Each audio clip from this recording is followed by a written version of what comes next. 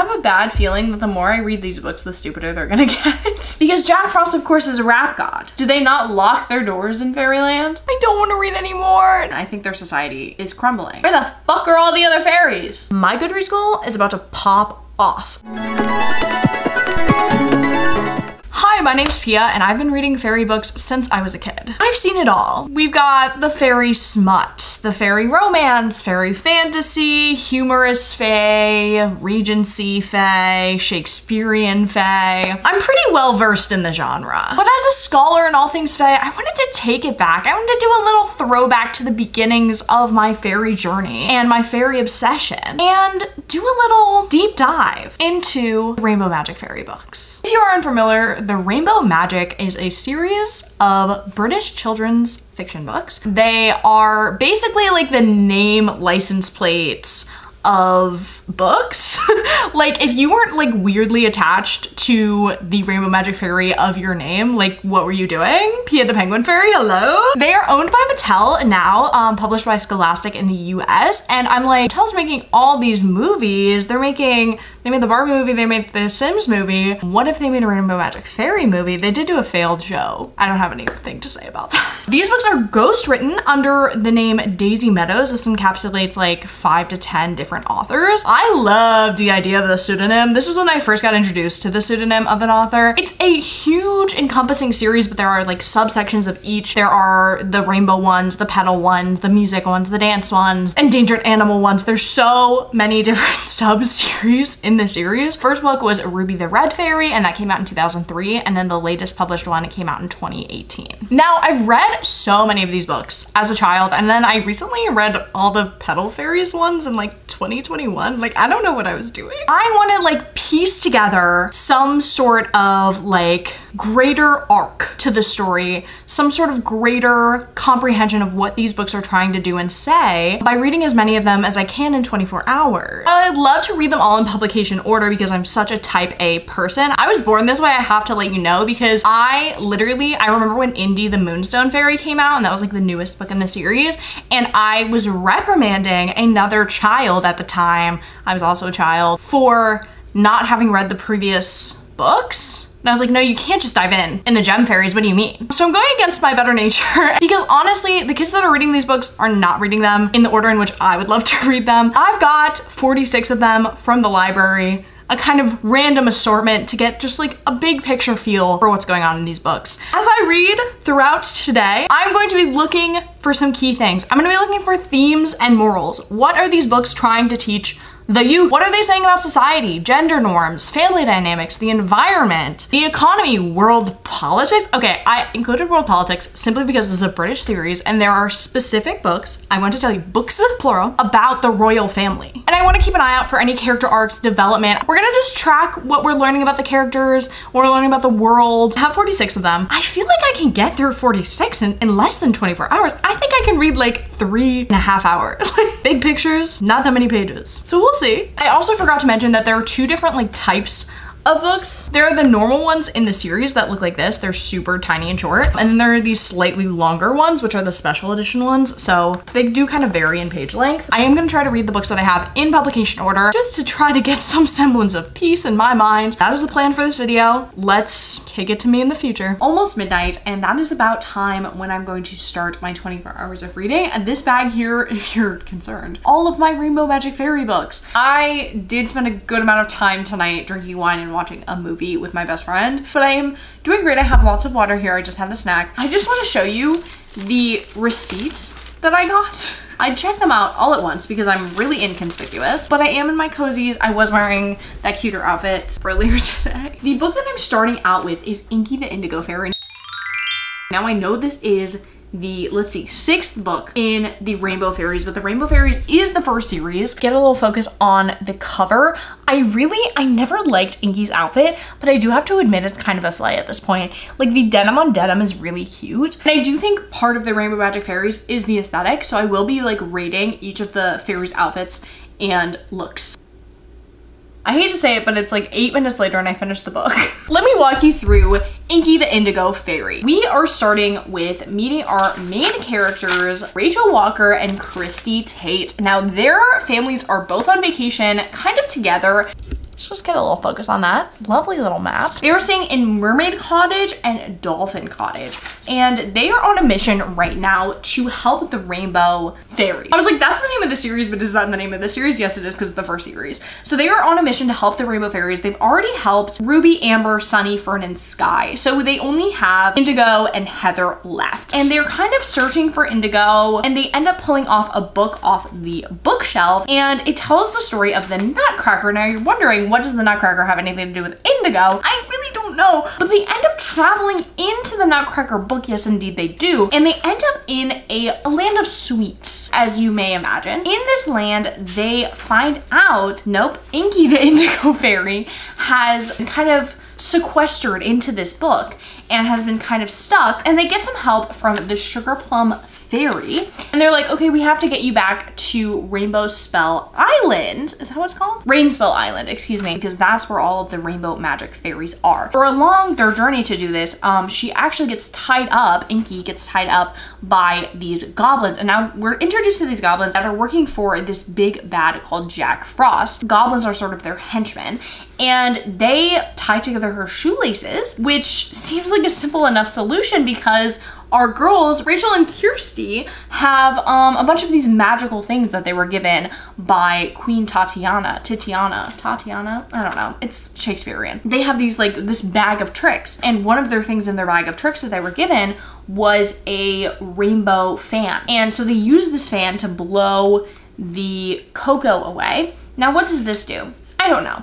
What this really does is they get the idea to grab all these jelly beans that are on the branches, on the like bushes, and they decide to entice the goblins with these jelly beans, and they get really excited about the sugar rush, and they go and they grab all the jelly beans, and they forget about Inky the Indigo Fairy, and they can snatch her up. And then they decide that the best way to punish these goblins is to make them pick jelly beans for the rest of their life. It's kind of giving slave labor. It's kind of giving incarceration.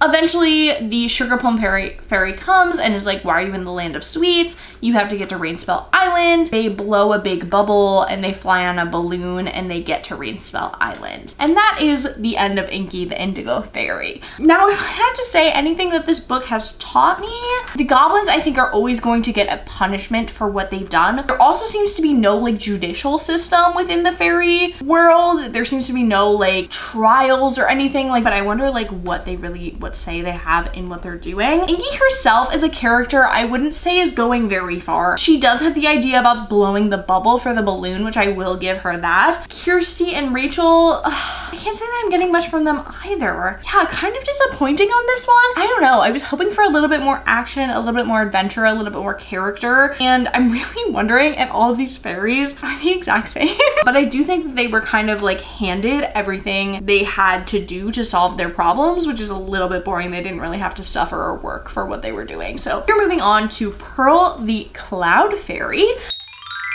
In the Weather Fairy series. Again, starting kind of in the middle of a series. See, we have a park, Kirsty's house, Mudhole Fields, Willow Hill, Frost Castle, of course, the Fairyland Palace, Candy Factory, Weathersbury Village. Lots of cool things going on here. I never really loved the general character design for Pearl. I have to say it's very like sketchy looking to me. Not sketchy in like a sus kind of way, but sketchy in a unfinished sort of way. I did a ranking of the Rainbow Magic Fairies in a video a long time ago, and it's not my best video, but it's out there if you want to watch it. And I have mentioned that Haley, the Rain Fairy, I believe, is absolutely beautiful and I love her so much. And you know what, I did turn on my ring light because I have utmost confidence that you guys need the lighting and it is past midnight. I finished, what is this called?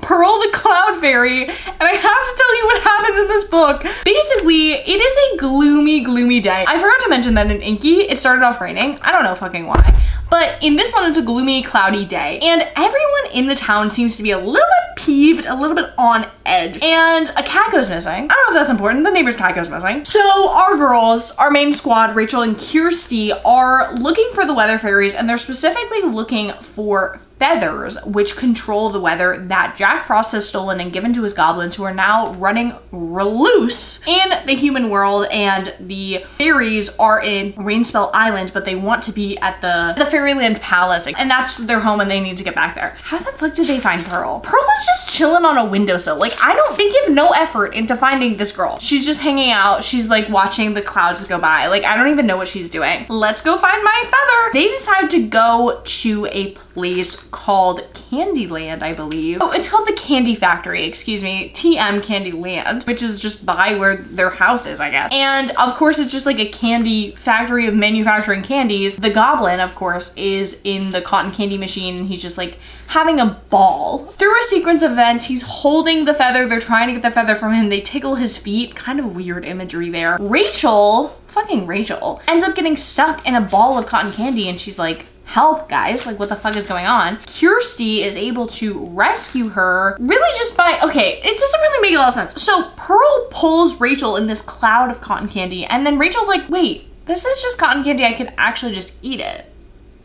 So she just eats the cotton candy, she eats her way through and she's fine. And then they end up getting the feather itself from the goblin by swirling him in a cloud of cotton candy, or a cloud. Actually, it might just be a normal cloud. And they pluck the feather from his hand. All is well. They return Pearl to the fairy castle. The cat comes back home. I know you guys were all concerned, but it had kittens, so very exciting news. I find it so weird how in books like this, like, children are summoned. Like, it says in the beginning that Kirsty and Rachel are called upon by the fairy king and queen to do these tasks. It's not their fucking job. What gives them the right? So I don't really understand like what type of like special skill set they have that they're chosen to rescue them. I'm frustrated already, and we're only on book 2. All of the solutions are pretty easily come by in this series. And I do have to say, I was really confused about this feather situation, because they were saying these feathers go to Doodle, and I was like, who the hell is Doodle? I don't know who this is. And Doodle is a rooster, apparently. I think it's giving like the rooster like on top of like a weather pane, but it's a real rooster that lost its feathers, and the feathers control the weather. Yes. We are now moving on to Jasmine, the present fairy. Now I have to say, her outfit is eating. Absolutely so cute. And I don't know what number this is in the series because this is a well-loved copy. We seem to still be at Kirsty's house. I wonder like what she's the fairy of, because like clouds and like colors, like that makes sense to me, but then we start getting into like really like niche things. Jack Frost goblins steal their magic party bags. Okay, so we had feathers, we had colors. Now parties everywhere aren't festive, they're a flop. Wait, literally flop alert. I'm getting kind of annoyed at these books. This is actually the last book in the, sorry, I'm gonna wear my eagle shirt for most of this video. This is actually the last book in the Party Fairies book, so we're actually seeing a stunning conclusion to the Party Fairies series. Now, how they are acquiring this, they are having an epic block party. Kirsty and Rachel's epic block party. It seems so fun. I don't know, I read pickles somewhere, like some homemade pickles, and I was very excited by that. They find Miss Jasmine, the cutie herself, on the bunting, just hanging out, just chilling. I don't know what the fuck these fairies have been getting up to before these girls come and rescue them. The girls are like, okay, so now we need to find your bag. Go into these kind of big tubs, these big barrels that are presumably being used for some sort of game, some sort of like Bob for apples. Anyway, a goblin is in there, and of course he has the magic party bag. Reach in and they can't get it, and then they reach in and then they get it. So they get the party bag, easy peasy lemon squeezy. They then take the goblin and put him in a box. They trap him and they imprison him, and they ship him off to Jack Frost's ice castle, palace, whatever. And with him out of the way, the girls actually go to Tatiana and Oberon's 1000th anniversary party, where all of the party fairies have gathered. My question is, where the fuck are all the other fairies? About in 2005. The first series came out in 2003. There have been at least 14 other fairies. Where are they? Why are they not at this party? And they all give gifts to Rachel and Kirsty. Whether or not they've earned them or deserved them is not up for me to decide. They're kind of lame gifts, so I don't really fucking care. All of those things. I would say that Kirsty and Rachel are pretty indistinguishable in these books. I thought perhaps in Pearl the Cloud Fairy that Rachel was maybe going to be like kind of the fool, the kind of bumbling one because she got herself in kind of a situation in that book. But I would say that they're very much interchangeable. Things just kind of like happen to them, and as much as they are like put into these roles of like saving the entire fairydom, they take it in stride, man. Like, things seem to be super easy and chill for them. I hate to sympathize with the goblins because I know they're the villains, or at the very least we're not supposed to like them, but I really do wonder like what their motivations are. Why is there this intense animosity between like Jack Frost and the goblins and the fairies, and like why are they constantly at odds with each other? Like, why does Jack Frost and the goblins want to stop the fairies from having a fucking party? Not that exciting, not that great. Moving on. The next book that I have is Scarlet the Garnet Fairy. I do definitely remember this series of fairies, and I remember when they came out. So they came out in 2005. I was 3 years old. I do remember especially like this series of books because to me they had a really smart, tangible representation of the magic, because like the feathers and the weather fairies, that didn't make sense. The party bags and the party fairies, blah, blah, blah. But in this one, they are like literal gems. And I do remember, spoilers, Emerald Fairy, apologies, don't remember her name, that the emerald was in the eye of a teddy bear, and that was so sick to me as a child. This time he's stolen 7 jewels from Queen Tatiana's crown. I'm wondering what the jewels exactly do. The magic in fairyland is fading fast, so it seems to be life or death. Garnet Fairy controls the magic that makes things grow and shrink. This is an interesting development that I did not think I would be reading. Wait, kind of sat for this one. I do have to critique her style. I do love this dress. I love this look. I have a bad feeling that the more I read these books, the stupider they're gonna get. But I actually kind of remember this one. I'm not gonna lie to you.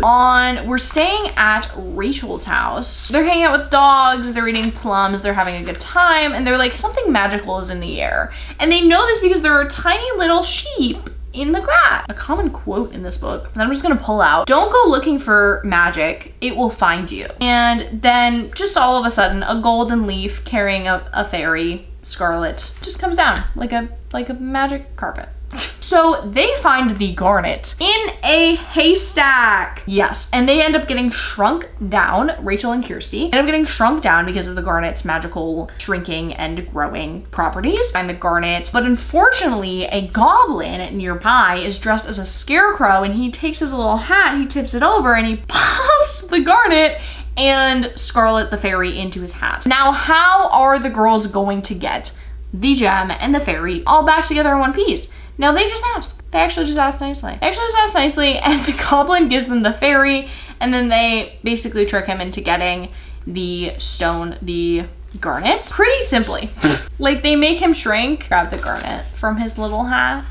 What I'm thinking about is kind of the state of the goblins. I'm wondering where they're coming from. I know I was like talking about like what's the beef between Jack Frost and the fairies, but I'm also wondering, is there any sort of like big boss battle moment in these books? Like, is Jack Frost ever coming out and like fighting his own battles? I would love to see like Jack Frost and Tatiana like go at it, you know? Not in the way you're thinking. I'm really wondering what their parents, like what their whole backstory is, because they're clearly like best friends. Their kids are best friends, and they hang out at each other's houses all the time. She's staying at her house for school break. Moving on to Harriet the Hamster Fairy. Historically in trouble for saying that hamsters and guinea pigs were the same thing. I'm sorry, I didn't have either of them growing up. These are the pet fairies. Really don't love Harriet's character design. I know you can't really see her because she's a yellow book, which is kind of silly given she's a white girl with blonde hair. We'll give her a yellow book. That doesn't make any sense. So we're at Kirsty's house. Who the fuck is Jamie Cooper? Jamie Cooper's house is on here. Now Jack Frost has stolen the magical pets. Okay, so maybe he's stealing the actual like animal sidekicks here. So like he's stealing like a life, a soul, perhaps. Can Harriet scurry to the rescue? Really great use of the word scurry. So it seems like their magical pets are kind of the embodiment of all pets everywhere. We're an hour in. Let's dive into this one. I know we're all testing my knowledge of hamsters here, but I don't think I learned anything, honestly, from this book. Rachel and Kirsty are tasked with taking care of Kirsty's neighbor's hamster, Nibbles. Immediately they lose him, showing that I would never trust these people with actually anything. They are looking around the house, they're following, I was gonna say pencil shavings, they're following fucking hamster shavings? I don't know what they're called. Following hamster shavings, and they come upon 3 goblins that are in this house. Now, why are they in this house? Because they're tracking down Harriet's hamster, Twinkle. Jack Frost just wants a pet. Who can blame him, right? I'm guessing that Jack Frost's ice castle is in Fairyland. I don't really know how the territories exist. In Fairyland, pets choose their owners, and no one wants to choose Jack Frost. Fucking sad. These goblins are running amok, and they have the silliest, absolute worst hiding spots in this house, and they do eventually get the hamster because, of course, he's in there. Oh my god, I feel like this is gonna be a reoccurring thing in the book. The way that the girls get the hamster from the goblin is that they tickle his feet with a feather. If I have to read one more, even one more story where the solution has to do with goblin feet, I'm just not gonna want to do this anymore. Let's move on to the dance fairies. Oh, this is gonna be a footloose dream. I'm so excited. Rebecca, the rock and roll fairy. But to me, rock and roll is not a style of dance. I don't know. I took dance for 13 years. What do I know? So this is interesting. So no one can dance without these special ribbons. And I'm wondering if they're gonna go to like a sock hop in this one. Like, oh my god, you know what these books are missing? Sorry, I hate to say it. I hate to say it because these are children's books. But I would love a love interest. I hate to say it, and I know it's 1 in the morning right now. Hilda has joined me. Rebecca the Rock and Roll Fairy. This is starting with Kirsty's parents are going to a sock hop, as I predicted. Don't they just look so darling? Let me show you. Look at them. Oh, so they're going to this, and there will be an Elvis impersonator and like just the whole nine. I don't know what decade that is, 50s? Pretend if I had a brain cell at 1 in the morning. And they find Rebecca. I would love it if it was a jukebox, but she's on the record, so she's probably skipping the record. And all of the like dancers there are like fumbling. And she's like, hey, it's all because of my magical ribbon, the rock and roll dancing, which rock and roll is definitely a style of dancing. Thank you very much, Daisy Meadows. They come upon three. It's actually two goblins. And they're like, hey, can we have the magical ribbon? And they're like, nah, nah, nah, nah. One thing that's really cute in these books is that oftentimes Kirsty and Rachel will like shrink down and become like fairy size, and they will like have little wings and they'll like prance around. The things they're doing aren't working, but they end up noticing the goblins are really entranced by a song that's being played. Love Me Tender. Yeah, Elvis impersonator singing Love Me Tender. So they decide to actually help the goblins. So it's their fault that they're actually being hunted. They're being hunted. Wait, at the end of the day, are Rachel and Kirsty just hunters? Are they goblin hunters? Perhaps. Jack Frost had told the fairies, they were like, hey, my goblins want to learn how to dance. And then the fairies came over and they actually just took all their magical ribbons. So that's kind of on them. Am I like a little bit weirded out by reading this book after watching Priscilla? Yes, but that's besides the point. So he wants to sing like Elvis, and apparently part of Rebecca's magical powers is that she can make a magical microphone that makes you sound like you're Elvis. It's perhaps an audio recording. And so she makes this for him, and the goblins fight over it, and they give the ribbon to the girls. Happy ending, yes, yes, yes. I do like the introduction of, well, probably not the introduction, it's probably in other books, but the introduction of the goblins' freezing power. They do it to their own in this one. So one of the goblins gets frozen. I just want to know what the goblins can do. What makes them goblins? What makes them tick? What do they eat? What do they do? What do they live? What do they laugh? What do they love? I do like seeing Rebecca. Rebecca is so far the strongest, as she would be. Fairy character that I've read because she actually did something. Giving that goblin the microphone, I think she saw the humanity in the goblin, which I really like about her. Really loving Kirsty's parents. They're so cute, and she's like a little uncle in this who's also like doing the tech. I do think this is the one that I have enjoyed the most. I do have another dance one, and that is Tasha the tap dance fairy. I do love a time step, so I am excited. She's kind of fierce. She's kind of like really awesome looking. Our little like top hats up here, and I do kind of wish she was wearing a top hat. I think that would be kind of funny. So I'm wondering where they're doing tap, at what occasion they're doing tap, and they have to save tap dance. Actually, at the end of the day, I just want to read a story about someone who's saving tap dance. So another stunning addition to the dance fairies. I'm actually liking the dance fairies, tap fairy. So we are starting in a college. I actually have no idea why the girls are there, but it's just said that they're on break with Kirsty's family. Perhaps her mother is a professor, but they're just like going around all the tables, kind of like a college fair, but these kids are children. How do they do tap?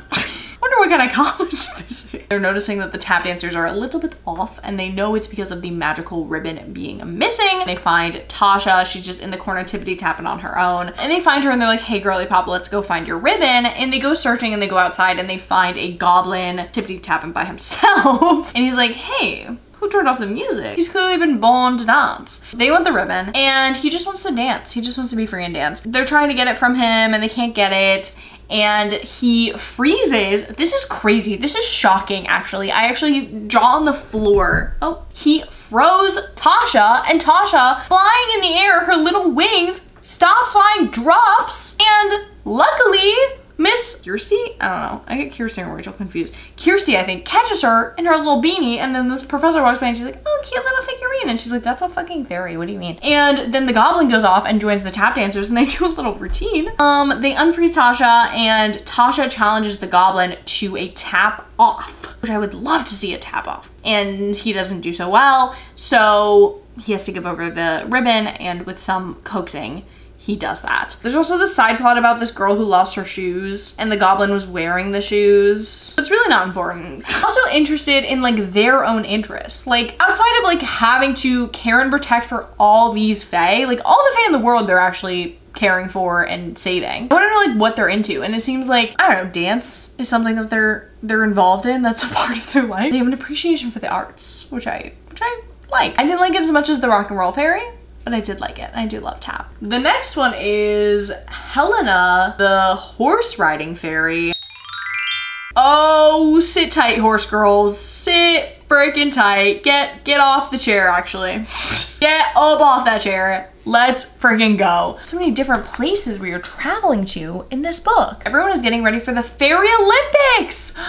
Wait, I hate to read into this, but if it's the Fairy Olympics, there are different countries in Fairyland? Now they're threatening to take over the whole competition. So like, why can't we let other species into the competition? What's with the racism here? Guys, so exciting. Lore drop, first one in the series. Very exciting development in the world of the Fae. I keep trying to consider this like these are serious books. There's Fairy Olympics in this world, which begs the question, who is competing? Who is competing? Is it just the sports fairies that get to compete? Or is it like Tasha the tap dance fairy is competing for Switzerland? But I'm very interested. I don't really know how it works. I don't know if they know how it works. I am interested, like these are books that are marketed towards girls, towards feminine people. I'm interested in what they're trying to like teach those types of people. These sports that are represented in this series are horse riding, soccer, roller skating, swimming, tennis, gymnastics, and basketball, which I don't think is that bad of a like array. We do learn that our girls, our main characters, Kirsty and Rachel, I do think I was mixing up Kirsty and Rachel. They are actually horse girls, closeted horse girls, and they have been riding and something is going wrong. No, when they get transported to Fairyland and they figure it out, they're like, oh no, Jack Frost, he's up to no good. He wants to compete. Like I said, he wants to compete in these games. It's like, let him compete. Let the goblins fucking compete. I don't know. So each of these sports fairies have different objects. So for Miss Helena, it is her magic riding helmet. They go back to these stables and they get on some horses and they find that there's a goblin riding a horse with said magical helmet. And they're like, how do we get this off of him? Helena, can you like loosen the straps? And she's like, yeah, sure. But how are we gonna get it off? And he does like a jump and then him and the helmet go flying and they get it off of him. Kirsty also has like a near-death experience in this book. And I don't think they used the horses in the stables to their fullest potential, but I do understand that this is the first book in a series. The next book I have is Samantha the Swimming Fairy.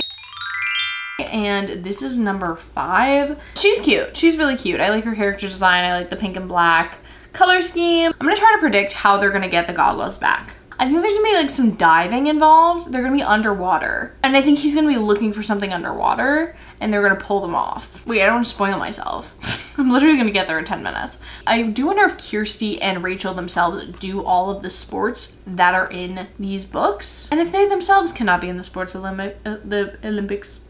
No goblins, no humans. Just the sports fairies. It's just the only sports fairies competing against literally no one. She could be Michael Phelps for all I care, but she's not competing against anyone. She's not gonna win anything. I do fear that these books are kind of all about like getting a medal for participation. And that's kind of the lesson that they're teaching me right now. I'm not even done with this book, but I need need to give you a midway update because I forgot to mention that the Olympic Cup that you win, if you win the Olympics, which again, are there categories or there seems to be one cup. So if you win this cup, you get like luck, unlimited luck. Actually, I'm not gonna reference Harry Potter because that's in 2025, that's absolutely horrendous. So Jack Frost is after. But what's interesting is that these parents are so absentee. Sure, the girls have cell phones, but they're taking the bus by themselves. And I thought I loved Rachel's parents because I did confuse Rachel and Kirsty. It seems like Rachel moved because this town is different. I don't know, these maps keep changing. I'm trying to keep up. So Samantha the swimming fairy, this was not as I predicted, which is good. I don't want to predict these, I want to be surprised. So like I said, they traveled by themselves on a bus to the neighboring town to go to this like swimming arena pool. I'm like, it's kind of a water park, but it's also just a pool. And it's filled with goblins. Oh my God, goblins everywhere. There's this goblin lifeguard and he's like, all the goblins are very like sassy and pissy and just kind of like discontent with their life. And he's wearing these magic goggles and they're like, okay, how are we gonna get these magic goggles off of him? Luckily for them, one of the goblins starts drowning. Yay! The goblin lifeguard goes and saves him, but tricky little goblin he was, that goblin that was drowning, yoinked off his magic goggles and took them for himself. And they figure out that they can take one of the floaty like tube things, one of the goblins, they can magic it down to just the right size to like really fit him nice and snug and trap him in this inner tube. So when he goes down the slide, they yoink around him and they trap him and they pluck off the goggles from his head. I like this one. I don't know. Yeah, I mean, in Helena's one, Kirsty almost fell off a horse and died. In this one, a goblin almost drowned. Although, it might have just been a ruse. I don't know. And I'm enjoying it. I do think there was a little bit more of a creativity going on in this one. I don't know. I liked the craftiness of getting a little tube and putting it around the guy. I don't know, I think it's fine. I think it was not bad. Sadie the saxophone fairy next. This is one of the music fairies. I don't know what number it is. Jack Frost and his goblins have stolen the music fairies and magic instruments. Okay, now this is an object that makes sense. Now the goblins plan to play the instruments in a TV talent contest? If Rachel and Kirsty don't act fast, everyone could find out about a fairyland. This is what I am wondering about. What is the general consensus about magic in this world? Because the goblins are all around this like swimming pool. Also, that one goblin in the tap book was just dancing with the normal, like the other girls, and they were like, hey, that little green guy. What do they think these things are? Why do we not want the world to know about magic? That's always what I'm wondering. Like, why do we have to keep magic a secret? If there was magic for certain in this world, I would want to know. Gotta assess her look. So sorry. This outfit, it's a little all over the place. Just a saxophone fairy, I feel like she should be kind of gold metal tones. This might be the most fun I've had reading a Rainbow Magic Fairy book as of yet. It's 2 in the morning. And I have read Sadie the Saxophone Fairy. Now I didn't realize until I was kind of like already into this that this is the last book. I do have another one. So I do know the fantastic conclusion. Basically we have these magical instruments and we have this talent show that the goblins and Jack Frost are going into. So we have our first inclusion of Jack Frost, the actual character is showing up. I could not be more ecstatic. He is the front man of Jack Frost and the Goblicious Band. They are everything to me. Kirsty and Rachel, they're looking out for Sadie and her saxophone. They're like watching the different acts. Like one of the girls' friends is in this band and she goes on and she's great, looking out for people. And we learn that Jack Frost can turn his goblins into like looking like kind of like young boys. He can like get rid of the green of their skin and like make them look more human, which is really interesting. And they think that they're gonna be like in this band on stage and they're like, oh my God, no way. And then we get the best thing I've ever seen in a Rainbow Magic Fairy book. Trio of old ladies yodeling a pop song. Wait, what are they called? They're called Mountain Snow. I'm literally obsessed with them. I took a picture of this illustration because it's actually everything to me. I want it tattooed on my body. That's who goes on, and then eventually Jack Frost and the Goblicious Band go on. And I have to say, I have never been more like enthused and displeased at the same time for Jack Frost's introduction. So Jack Frost comes on stage and he raps. Because Jack Frost, of course, is a rap god. Let me just break this down for you, actually. I'm Jack Frost and you better know that I'm the king of ice and snow. Don't mess with me, you better be nice, or I'll zap you with my wand of ice. Bars. So he raps and the rest of the goblins do backing vocals. I do realize in this book, and I didn't realize it in the other 10 books I read, is that the goblins don't have individual names, characteristics, or defining traits. And are they slaves? I'm looking into it. They perform with the saxophone, so they find that they have the magic saxophone. They go to Jack Frost's dressing room. Jack Frost is a diva! And they gel his icicle hair and they steal his magical saxophone from the diva himself. The Goblicious Band does not win the talent show. And now I'm gonna go backwards and I'm gonna read Ellie the Guitar Fairy. I'm so enchanted. I loved that one. Ellie herself, not giving. If you're the Guitar Fairy, you better be fucking cool, right? Don't mind my watch stand.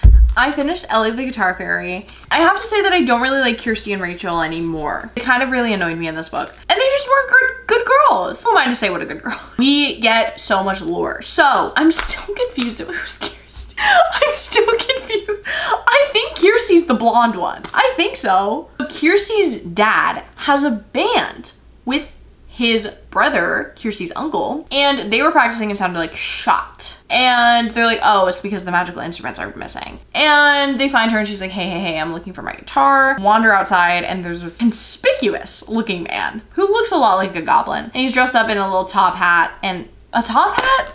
He's dressed in like a fedora and a trench coat. They think he's a goblin, but he's not. He might be, I don't know. There is a goblin playing the magical electric guitar. Basically, so the way they get it back is really interesting and I don't like it. So they were kind of feeding into the egos of Jack Frost and his goblins. They make a sign that's like super awesome guitar players only and it points to a trash can. So he like goes into the trash can and they pelt him with rotten fruit. They're just girls. Like, what are we teaching our children? That's kind of like violence is the answer. Like, I don't know. Oh my gosh, I'm on to a special edition.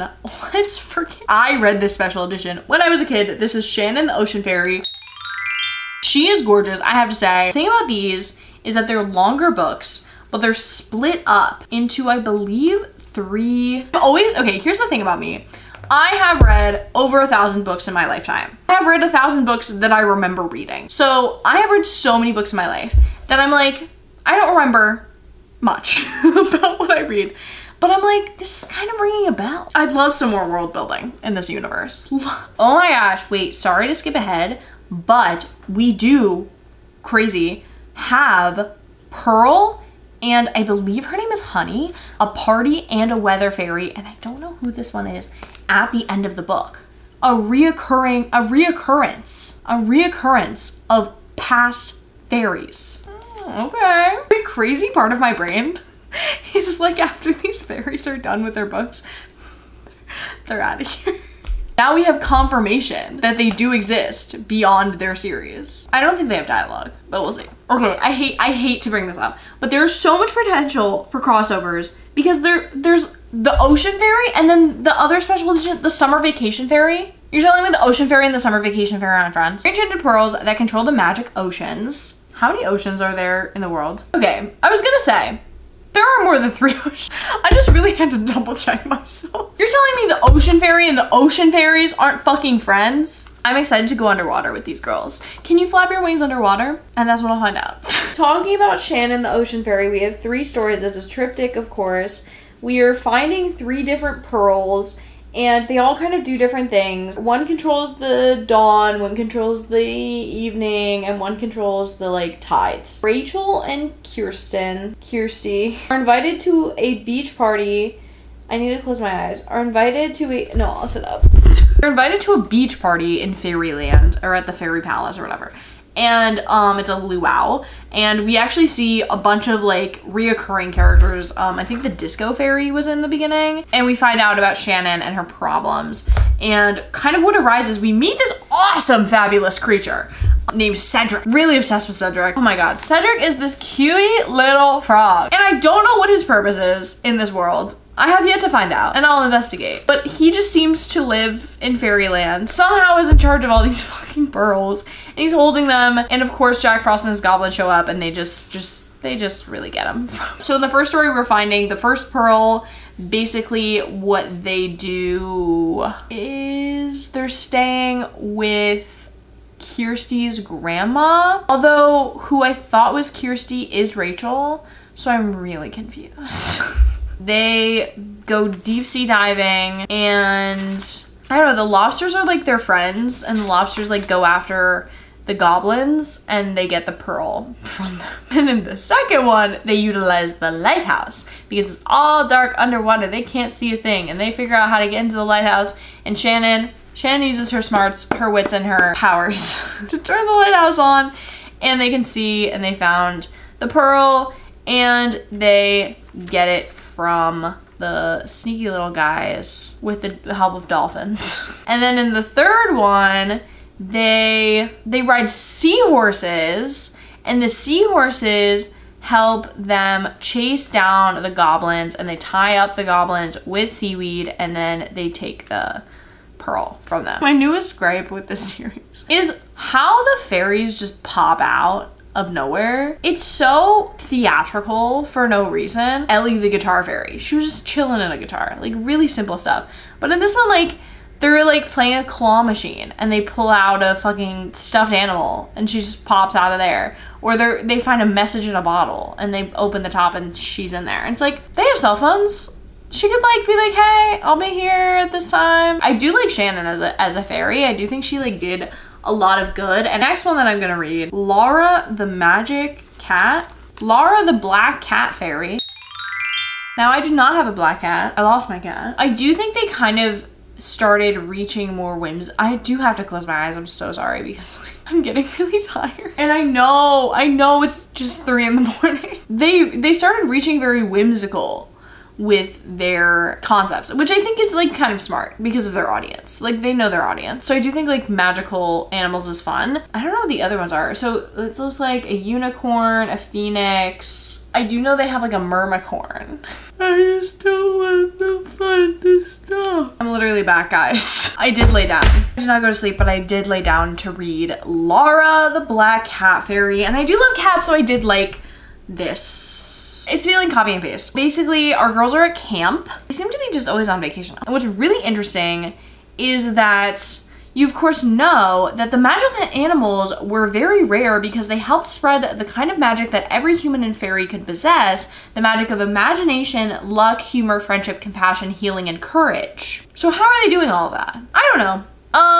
But they're looking for this black cat and they just stumble upon a black cat and they follow it, and then there's this trail of 4-leaf clovers and they find this barn, and obviously they find Laura, and they go into another freaking haystack and there's the goblins in the haystack, and they take the black cat and they want to trade the black cat for a different black cat, and instead they're like, there's a bunch of 4-leaf clovers outside, why don't you just go get some luck? That's what you want, right? So they just give them the cat. The cat's name is Lucky. Sorry to just not name the cat like that. And so they give them Lucky and all's well. I did the math. And I could read about 100 of these books in 24 hours. I could read about 100 of them. And I don't have 100 of them.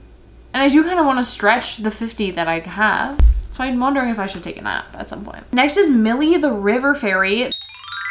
This is the Earth Fairies. I do like her vibe. Yes, she's went to Waldorf school. I like it. This is where I'm thinking we might get like a little bit like global warming, climate change, climate crisis thoughts. The king and queen put together a team of fairies. So these were fairies that were just in fairyland, and they assigned them roles in this team of earth fairies. Together they're going to work their magic to clean up the environment. Oh my god, and it all worked out, right? So the goblins are like pro fracking. They're like, ooh, fossil fuels, I love them. Okay, so maybe I'm anti-goblin. You did get me there, okay. You know what? They're capitalists. Money, money, money people, Jack Frost. Guys, I'm on my bed, but I haven't napped. I did finish Millie the River Fairy. They did it, they solved global warming. This was a very like cute story to like introduce the idea of the earth slowly heating up to baby. Like I said, I was very confused because I wasn't like, oh, whoa, I just had like a brain blast moment of like, how old are these fairies? Are they also children? Fairies were chosen. There didn't used to exist earth fairies apparently, because I actually didn't care. When did we start caring about global warming? Or when did the UK start caring? 2009? People don't care now.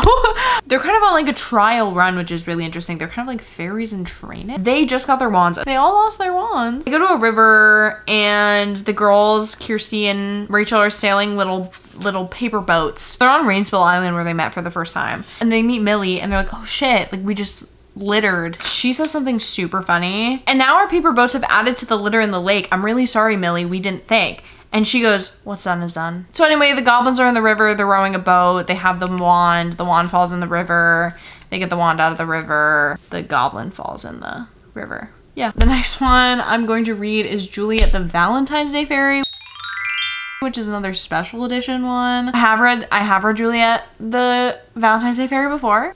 I have finished by far the most interesting Rainbow Magic fairy book as of yet. So this is again 3 different stories. We are trying to get 3 different kind of magical objects from the goblins. What kind of security do they have going on in Fairyland? Like, do they have no fucking Mackenzie the policeman fairy? Like, what do you, feels like people just walk in and steal things.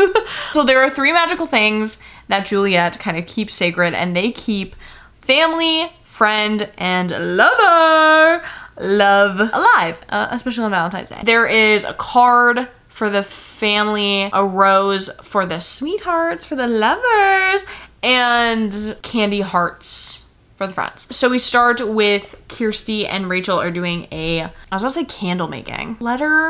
Card making class at the college. We're bringing back the college. The goblins show up. They have the card. They switch the card that Kirsty made for the other card, and they get the magic. And then the second one, they are going to a greenhouse to find the red rose. I don't know why they couldn't just like bring in the rose fairy. They essentially take the rose from the goblins and they switch it with, they keep doing swaps, like just switcheroos. And they switch it with just like a normal red rose. A play going on or a concert going on in the third one. And the goblins have the candy hearts and they just give them normal candy. What I really like about this book in particular, well, a lot of things. One thing is there's a lot of tension between Kirsty and Rachel, actually. They're fighting most of this book because of the mishaps with the magic. Their friendship is kind of fracturing and they are having a lot of miscommunication and a lot of little like spats and jabs. And then they just kind of try to do things on their own, and they had been the same person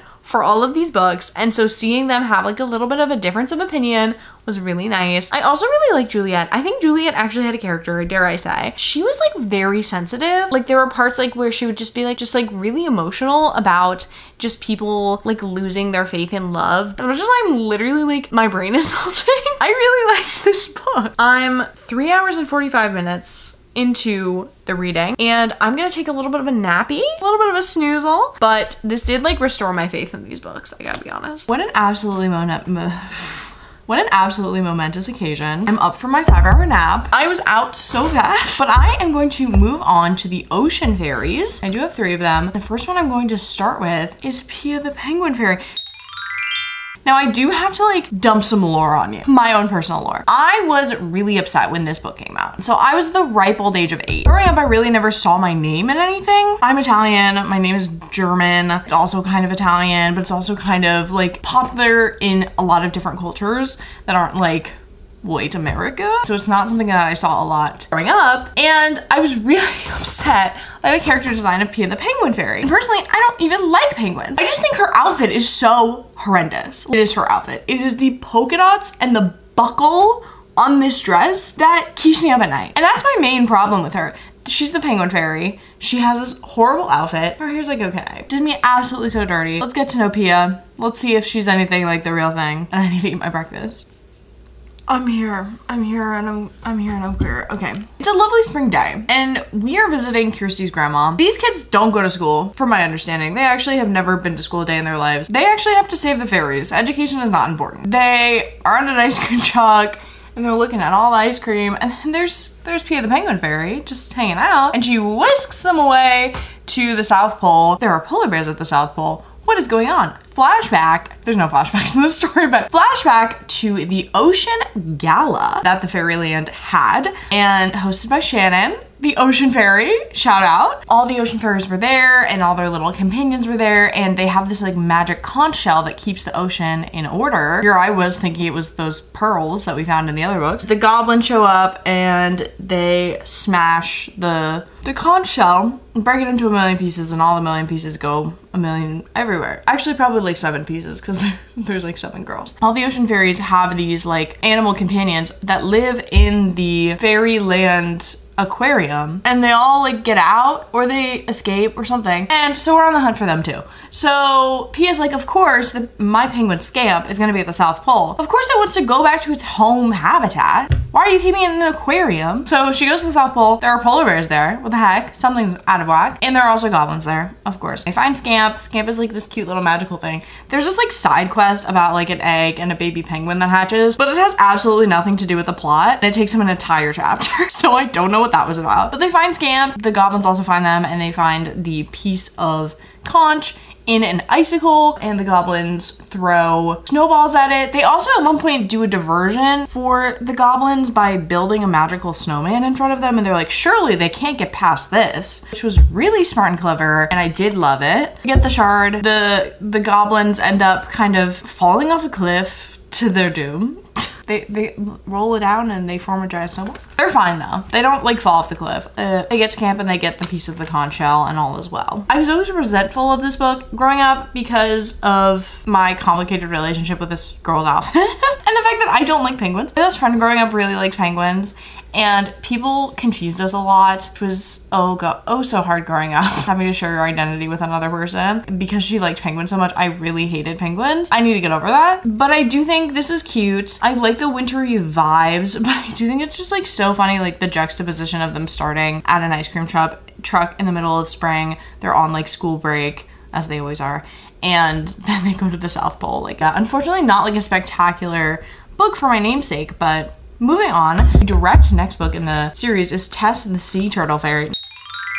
Now she's a cutie. Look at her little braids, a little cardigan, some capris. There's a lot of different areas that we're covering in this series, which is really interesting. But thank God we had those earth fairies to save the environment, so now we have these nice ocean people to save. Her sea turtle's name is going to be Alfonso. I was about to say, who am I to judge? No, that's actually my entire job. So I have just finished Tess the Sea Turtle Fairy, and I have to say that my prediction about the name of her little sea turtle friend was incorrect. Its name is Pearl. Our girls Kirsty and Rachel are hanging out, making a sandcastle. Kirsty's grandmother is absolutely nowhere to be found. They make a sandcastle. They find Tess in the sandcastle. She's like, hey, I need your help. Whisks them off to a tropical island, an undisclosed secondary location. They find all these baby sea turtles, and they are so confused and lost that they don't know how to get to safety because their leader, Pearl, and the conch is all broken and they don't know what they're doing. They are following all these like little green dudes because they think that these green goblins are actually sea turtles grown up, which is kind of silly and fun. And they're carrying a bucket, and in the bucket is one of the pieces of the conch. So they follow them. I don't know. They cause some sort of distraction, and they figure out a way to just like pluck it off of their hands. And then they have to find a way to get the sea turtles guided back to the ocean, and Pearl does so. And they give it back to Shannon the Ocean Fairy. We do have a little cameo of her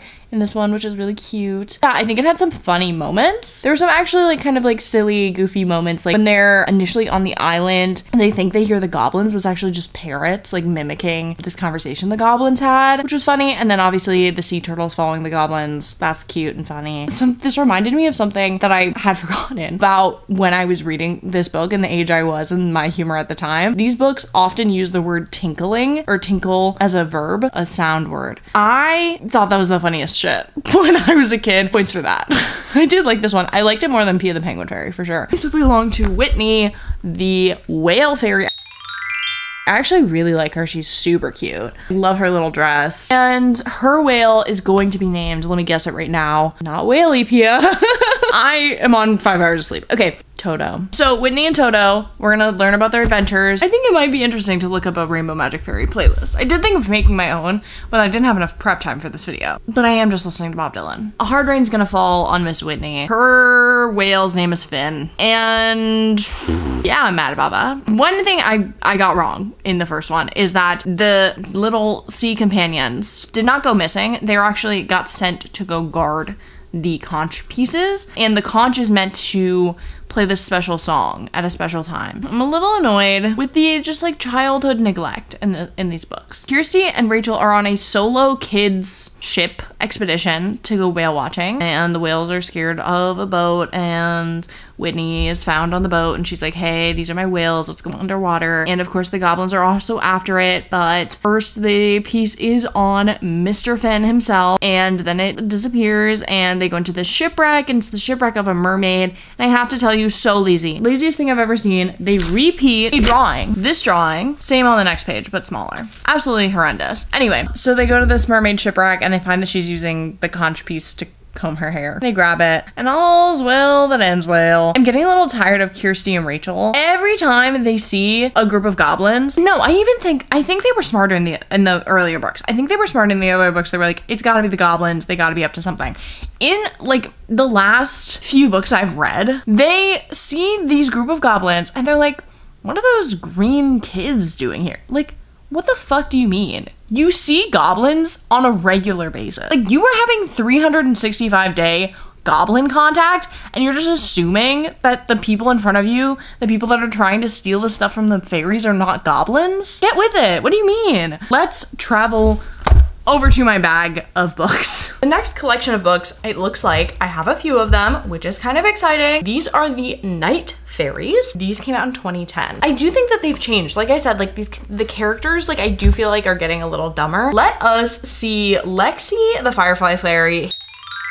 Hate her outfit, absolutely hate it, but it is peak 2010 core, and I know that because I lived through it. Or no, from the middle up, like cute. Bottom down, we really messed up. Night is not right. Nothing is more magical than nighttime. Now in fairyland and the human worlds are in the dark. Oh my god, so like it's all nighttime. This is actually kind of interesting premise for the series, is that they've shrouded the world in total darkness, and that's like that's really dark. Love to just sit down with Jack Frost and have a little discussion about like where he's coming from and like what he's trying to really get out of things. Like sometimes he seems like all he wants are friends and compassion and some empathy, and then other times he's just like making the whole world dark and stealing all the fireflies. So we might have reached one of those books that just doesn't make a lot of sense to me. So apparently these night fairies, they control different parts of the night. Fireflies, I guess, being one of them. Jack Frost has stolen just like presumably all of the fireflies. It's like a lot of preamble. Like half of the book is like nothing going on. Like it doesn't really start until they get to Jack Frost Castle. They see all these fireflies, and of course Lexi has a little pet firefly named Glimmer, I think. They decide to trick the goblins and Jack Frost into thinking that Kirsty and Rachel are fireflies, so they shrink them down even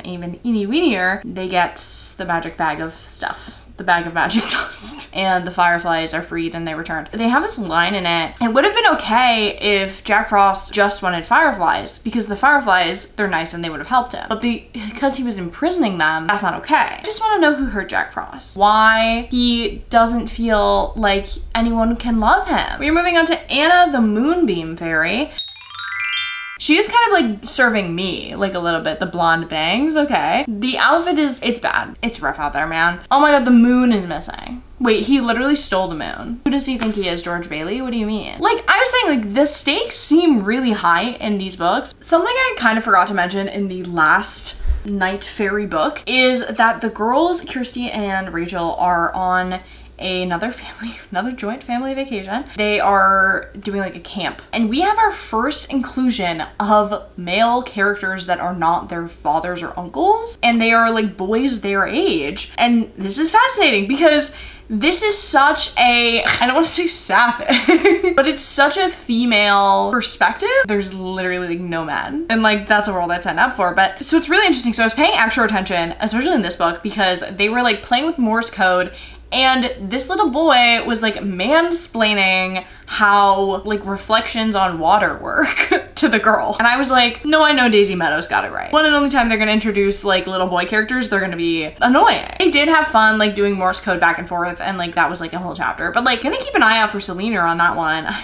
think I've already said that in this video. I'm kind of losing my mind, so I just have to like revert back to like things I've heard before. But so the moon is missing. The goblins are making a moon just of like a bunch of scraps, and it's really shiny and it's really fun. And one of the things that they have on their collection of the moon, actually kind of reminding me, so unrelated, I just watched a movie called Scrapper. Really good British indie flick with Harris Dickinson. And the girl like creates a sort of tower and they create a moon, and it was like very much giving me the vibes. And so anyway, the bag of magic fairy dust is on this moon, and unfortunately Miss Anna herself, Anna losing points, bad outfit, bad attitude, she gets captured by the goblins. And so it's up to Rachel and Kirsty. They actually have to do something for once in their lives. And so they decide to pretend to be astronomers. So they put on some fake glasses and they're like, hey, as an astronomer, don't you want to double the power of that moon and make it even bigger and brighter? And they're like, well, yes, of course. So they basically trick the goblins into kind of like exploding their machine that they created. And it just kind of all falls apart. While it's falling apart, they grab the bag of magic fairy dust. I hate to say it because I know I just insulted Anna already. But as much as I was like in the last book, I was like, we don't need an animal sidekick. This could have used an animal sidekick. This could have used an animal sidekick. I hate to say it. I don't know what it would have been. But like, I am here for the expansion of the universe of these like little boys. They're like, camp counselor is male as well. It's kind of, to me, these are very like American Girl dolls. Like they're never gonna like be a boy. But why not? We are going to get to the last night fairy book. So this is Sabrina the Sweet Dreams Fairy.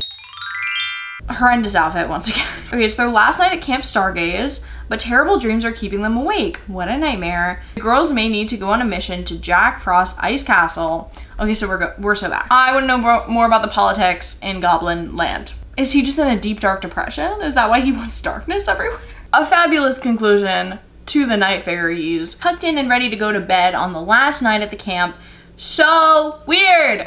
They are at this camp with their families. All of these children are at this camp with their families, and yet they are sleeping in sleeping bags, sure. But next to all the other kids, where are their parents? Why? Maybe I'm not a big camping girl, but everyone's having nightmares. Oh my gosh, drama. So Kirsty and Rachel basically have the same nightmare. They wake up, they go like, let's get some hot chocolate, let's calm down. And they find out that one of the boys, oh, drama, one of the boys, Lucas perhaps, his little sister is also having nightmares. And then one of the girls' dads like sleepwalks over to them and then wakes up and he's like, what the fuck am I doing here? They find Miss Sabrina actually passed the fuck out having a nightmare, and they wake her up and they're like, and she's like, oh my god, thank you, I need your help.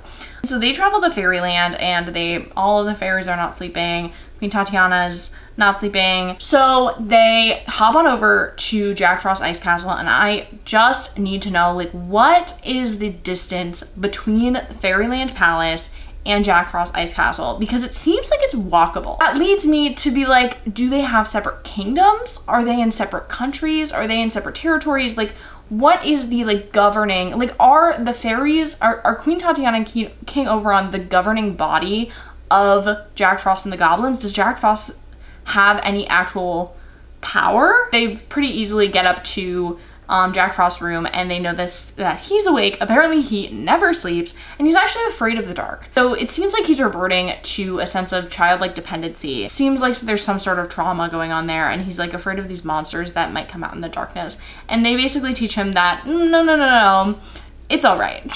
They soothe his worries, and he gives them the magic. Like, and this is exactly what I've been saying, like, hurt people hurt people. I hate to sympathize with Jack Frost here. He is a victim of trauma. Unfortunately, he is afraid of the dark and wanted everyone else to be shrouded in darkness as well, so that they could not sleep and feel his pain. If that ain't just the human experience. Then they return with the magic dust, and everyone can get a good night's sleep, and that's the... Next we have Florence the Friendship Fairy. What's interesting about the Sabrina one that I just read, she mentioned the Moonstone Fairy. The Moonstone Fairy actually taught her, so I'm wondering if there's some sort of like mentoring going on in the fairy community, if like the older fairies from like the earlier series are kind of like coaching and guiding these younger new ones. Something to think about. And I'm also like, how long do fairies live? And also, I know they get to shrink down to fairy size, but don't Kirsty and Rachel want to be fairies? I hate to bring it back to the Cruel Prince, but I feel like I would be doing whatever it takes to be a fairy. They're doing all of the hard work and kind of getting nothing in return. They get really stupid little silly things. Here we have the friendship fairy. So this could be really huge. This could be huge because Juliet the Valentine's Day fairy, we did see some turmoil in the friendship. So can they help their new fairy friend teach Icy Jack Frost a thing or two about friendship? Again, this man never had friends. This man never knew how to be a good friend. Why do we have to teach men everything? Anyway, the huge belt is really getting me. Businesswoman up top, party on the bottom. Let me sit down with the illustrator. Let's talk about the fashion choices. Traveled 3 different dimensions when I yawned. Like I said, she has her 3 things. Her first thing is a scrapbook. So Kirsty and Rachel are going through their scrapbook of all the adventures. We have lots of callbacks to many of the other fairies. We have lots of callbacks in this book. I feel like they're actually putting in the work. Who pops out but Florence? It's gone missing and we're doing a big friendship day. They go looking and they find that the goblins, of course, have taken it. Essentially, in order to get it back, Florence just makes a scrapbook that the goblins would want more that's like, smells like pus and like is oozing green liquid. Yeah, it's really cool. And she gives that to them in exchange and they give her scrapbook back. Second part, the party is swinging. We've got so many cameos from the party fairies and they're looking for the magic ribbon. Guys, I feel like we've done ribbons before. Get a new thing. It usually goes on the maple and she's like, the goblins were playing with it, so they probably have it. Why are the goblins in fairyland? Are they allowed there? No, I'm not even gonna give them that. The goblins are not master thieves. Why can't fairyland get some security? They take the magic ribbon and they're playing with it, they're tug-of-warring with it, and they're like, hey, we're gonna test your friendship, let's do a 3-legged race. And so they tie the ribbons, they're all doing the 3-legged races, and they're like, we're actually doing super well on this. Let's make them fall. So they throw all this shit a la Home Alone on the ground so that they go flailing and fall, and while their feet are up in the air, they get the ribbon. So much feet. Ugh. Bada bing, bada boom. Then it is the next day. Florence needs their help again. She's like, hey, I made these 2 magical friendship bracelets. The goblins just came into my workshop and took them. Like, how did they get in? Do they not lock their doors in Fairyland? They find them because Rachel and Kirsty's town, I don't know if they live in the same town, because on the maps, it's never like Rachel and Kirsty's house. It's not like they're neighbors or anything. They're also having a friendship hall, like a similar like friendship day, and so the goblins show up at that. Everyone is kind of like mad at each other, including the goblins. There's this magic show and the goblins are clamoring for more magic, and so the girls are like, okay, we'll do some magic for them, and they magically trick them into getting the bracelet. Everyone is happy and then everyone gets friendship bracelets, even the goblins, and they learn the power of friendship. I didn't like this one that much, especially coming off of the banger that is Juliet the Valentine's Day fairy. It says in the synopsis, it's saying friendships are fracturing, but like our 2 best friends in the story are like literally beacons of friendship, are not being affected by this. So I'm like, does it actually have any merit? Does it have any power? Like, what are these things really doing? The next one I'm reading, Cassidy the Costume Fairy. These are the princess fairies. I don't know how you're a costume fairy and a princess fairy. I feel no clarity on what a princess fairy would do. So it seems the princess fairies are the royal adventure fairy, the happiness fairy, she's just like handing out serotonin, and the cuddly creatures fairy, the sweet treats fairy, the fun and games fairy, and the enchanted ball fairy. I wonder if this had a different title in the UK. She literally looks like Sophia Grace and Rosie. She looks like Sophia Grace and Rosie. I think that's a relevant reference. Rachel and Kirsty are so excited to spend the week at the Golden Palace. Is this in the real world? Okay, because like, are these royalty fae? Like, are they in the high court of are these princess fairies? Are they like related to Queen Tatiana and King Oberon in some way? Or are there other kingdoms that they are the princesses of? Without Cassidy the Costume Fairy's tiara, costumes everywhere are in one big jumble. High stakes, guys. I do think that they are just kind of at like Buckingham Palace. How are they princesses? How does this work? This might be the least inspired. It's bad. This is my only princess fairy book, so I have no more clarity on the politics at play here. Kirsty and Rachel are at the Golden Palace. This is their second day there, and they're having like a pageant. And so they're getting dressed up, and one of them, Kirsty or Rachel, I don't know, dresses up as a court jester. Jester. What seems to be the problem of this book, now hear me out, it is that they can't find the right costume. Enter Cassidy the Costume Fairy. Her missing tiara. The tiara is of course in the tiara case. We have our first instance of a goblin dressing up in drag, which I'm honestly kind of surprised about. I feel like kids humor like often uses men quote unquote in women's clothing, quote unquote, as a comedic device. All the Paul King movies, all the Paddington movies have that happen. I'm kind of surprised it's the first time it's happening. I do think it's a cheap joke and I think it's stupid, but anyway, Goblin dresses up as Goblina. She grabs the crown. They grabs the crown. Essentially, they are able to grab it off of her because Kiersey is the black-haired one. She dressed up as this court jester, fucking hell, does a little like routine for him, and then like they grab the tiara. Not a good one. This surely is gonna be good. Kira the movie star fairy.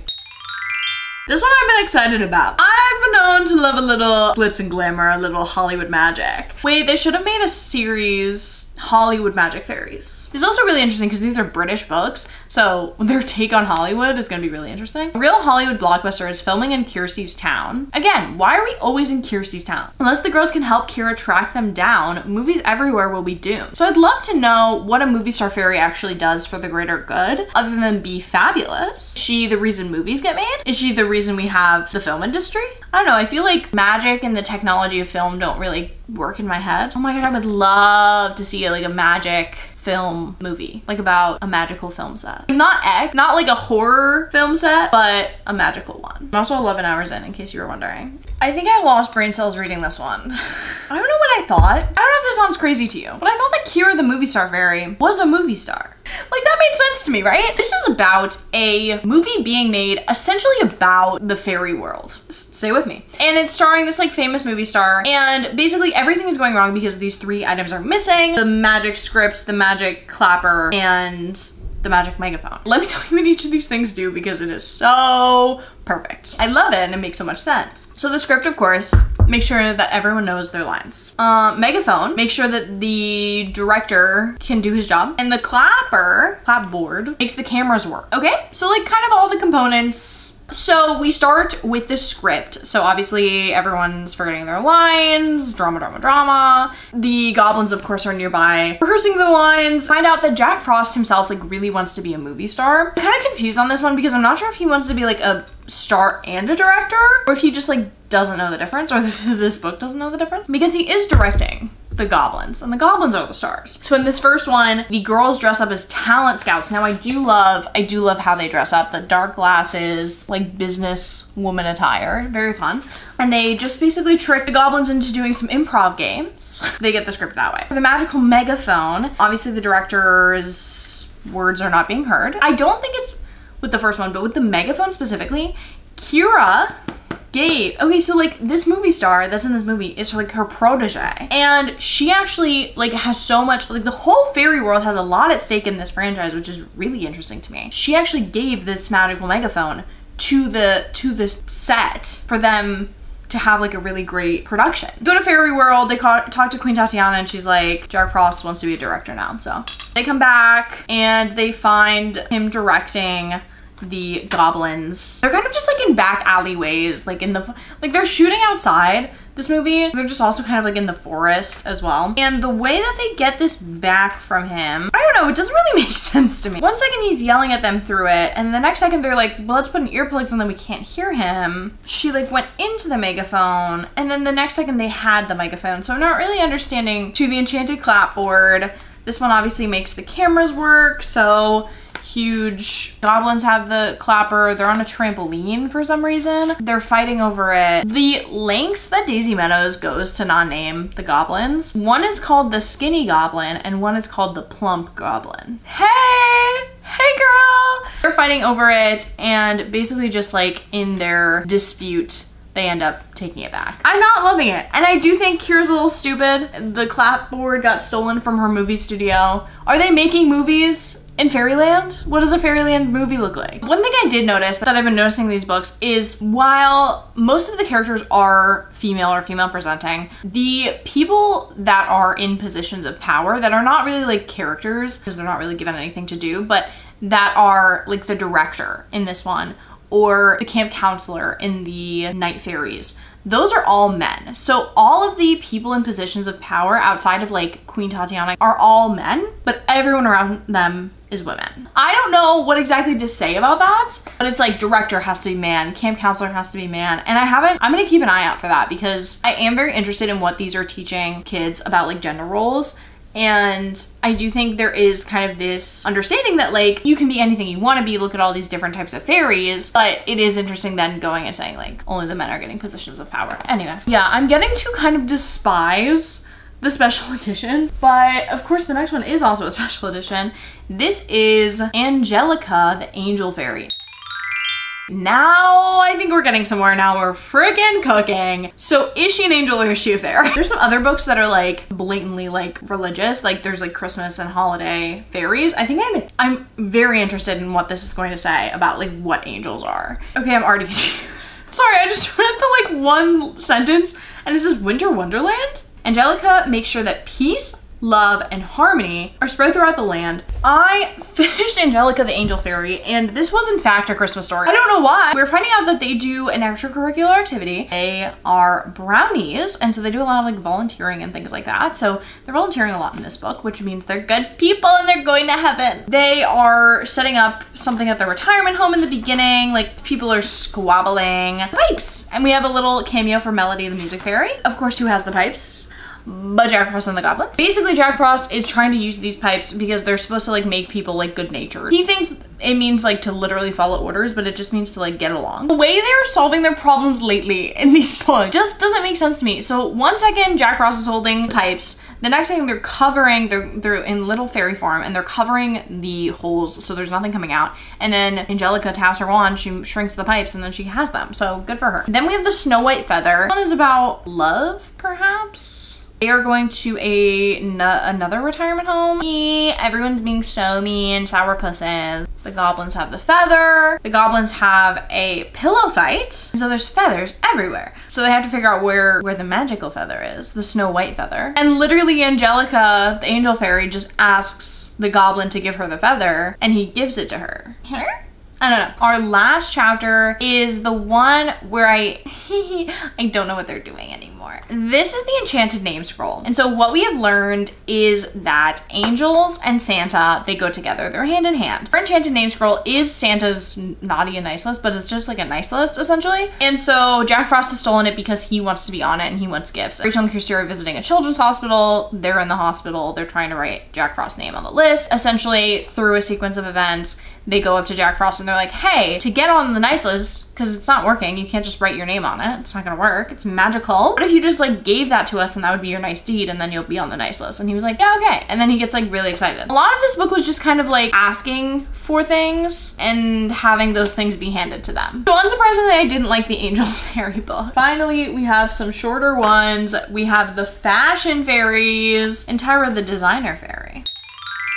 As the designer fairy, I'm gonna have to critique this outfit. The cheetah print suspenders, the puffed out tutu, are they galaxy tights or is this book just damaged? I don't know. I was rooting for you, we were all rooting for you. How dare you? The fashion fairies use their magic accessories to make sure that fashion everywhere is fun and fresh. What's interesting to me about these books is although they lose their magical items, they still are able to perform magic. It's just like their specific magic they can't do. Hello friends, we have finished Tyra the Designer Fairy. Again, we have Jack Frost taking on a new career. I think this man is lost. I don't think he knows what he wants from life yet, and he's trying so many different things. So in this one, he wants to be a fashion designer, and his label, it's called like Ice Spice or something. And so he has this magical measuring tape that was Tyra's, and the goblins are designing him some sort of outfit to wear in this fashion show. The goblins are designing stuff. They're using the measuring tape. They're like, okay, let's distract them. They're always distracting them in some sort of way. And they just like flatter them and they're like, oh my God, like who designed that? That's so cool. Meanwhile, everyone is freaking out because without this measuring tape, apparently just like the lengths of things are just really off. Like people's like sleeves are just different lengths and their pants are like one's shorts and one's pants, off kilter.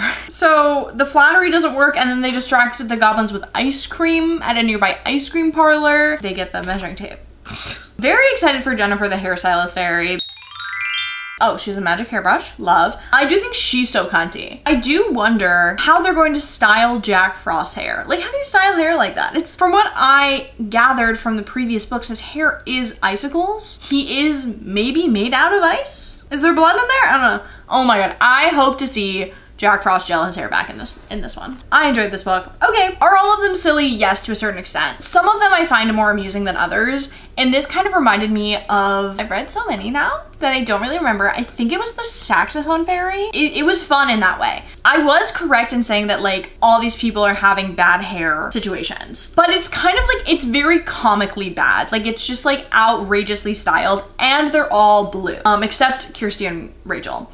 But they do get like bad haircuts or whatever. And so they are on the hunt for the magic hairbrush, and they find that the goblins have started a salon. They are doing the hair of everyone at the mall. Everyone's turning out blue and like very oddly shaped, funny haircuts. A couple had like poodles and their hair looked like their poodles, which was, so they noticed that one of the goblins has the magic hairbrush in his little like apron, and they're like, okay, how are we gonna figure out how to get it? And I really like what they did. They turned Kirsty into a goblin, and they basically just like made her green and pointy and whatever, you know, posed as this to try to like fool them and like do hair and get the brush. This didn't exactly work because kind of in every book they figure out that the fairies are after them. A for effort. It's a new trick. I like it. So instead they're like, wow, so these goblins are wearing these really luxurious wigs and they seem to be very attached to them. What if we just mess up their wig, or if we just like take their wig, then maybe they'll do like an exchange. And so they mess up this goblin's wig, and they're like, well, if you give us the magic hairbrush, Bestie Jennifer can fix it. They do that, and everyone's hair magically good. I need the magic hairbrush today. Next book, oh no, another special edition. This is Brianna the Tooth Fairy. Adding to the lore, because we know that Santa is canon. Santa, I think, is just a giant fairy. What his role is in the society, other than just like being Santa, does he have any other powers? I don't know. And by powers, I mean political powers, of course. I do think Kirsty and Rachel are a little old to be losing teeth. And losing teeth won't be magical or fun anymore. I don't think losing teeth was ever magical or fun. So we've got like a coin, a pouch of something, and a ring. Oh, her outfit, horrendous. I have finished Brianna the Tooth Fairy. I don't like the dentist propaganda in here. Call me an anti-dentite, sure. Obviously she's a tooth fairy, this is not like that crazy, but she has her 3 magical things, which are a moonstone ring, which helps her find teeth, I guess. And then there's the endless coin, money, just like money, coin that she can give out endlessly. And then a pouch. I don't know what the pouch is for. So we are starting with the ring. The girlies are on summer vacay. I did figure out that the blonde one is Rachel. She just has a dad with dark hair, and so I always thought that was Kirsty's dad, and I was incorrect. Kirsty lost a tooth, and she puts it under her pillow, and then next day, nothing happens, and she's like, hello, should I call the fucking tooth fairy? And the tooth fairy shows up, because that's her job. Kirsty's mom gives her all these magazines, or Rachel's mom, one of their moms, and they go to the dentist to donate the magazines. That kind of gives them free reign over the dentist for some reason. They're looking around the dentist, I was gonna call it a studio, the dentist's office, 4 goblins, they find them, and I just love this picture. One of them is wearing the ring, essentially agreed to trade the ring for a special tooth thing for Jack Frost. And then we have the endless coin. This one, there's a goblin in the house. The call is coming from inside the house. There's a goblin in her house. How? Like, I thought Fairyland had bad security. Get an alarm system. The girls are looking for it. They find him in a closet wearing all of her clothes. And he has the endless coin, and they're like, hey, hey, hey, give it to me. And he basically tricks Miss Brianna. Brianna's not very smart in this one.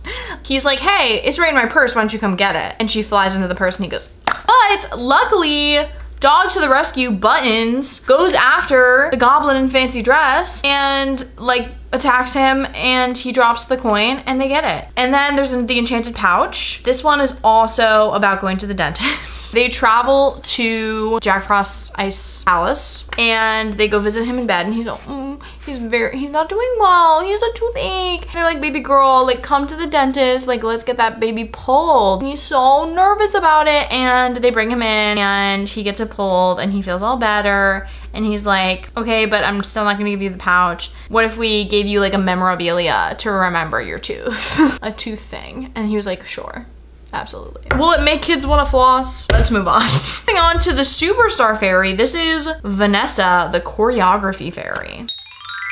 I kind of love her. The socks are a little bit silly to me. What are the other superstar fairies? Lyrics. Adele is the voice fairy. Miley, the stylist fairy. Star Spotter fairy. I'm sure this book will be just as good as the movie star one. So I'm very excited. I'm really glad I chose to do this when I was in like a really big reading mood, because as much as I really want to read right now, I love reading. Reading is so fun. I do not want to read a single other Rainbow Magic fairy. I don't want to read anymore. Oh, let's talk about this one. I think it's so stupid. They had a whole series of dancing fairies, and this is the choreography fairy. What do you mean? It's the same fucking thing. And the salsa fairy showed up in this, and she was like, we do the same goddamn thing. The girls are at a music festival on Rainspell Island, which is where they met, and they are meeting up with essentially like this band that they met, I guess, in the Superstar Fairy book, which I don't have. Destiny the Rockstar Fairy. I always loved her because she looked like Camp Rock. Anyway, they are kind of like doing a little bit like of a workshop training the girls, and they're going to this choreography class, and no one's getting it right because the magic fucking cleft, music cleft is missing. You're telling me a music note is...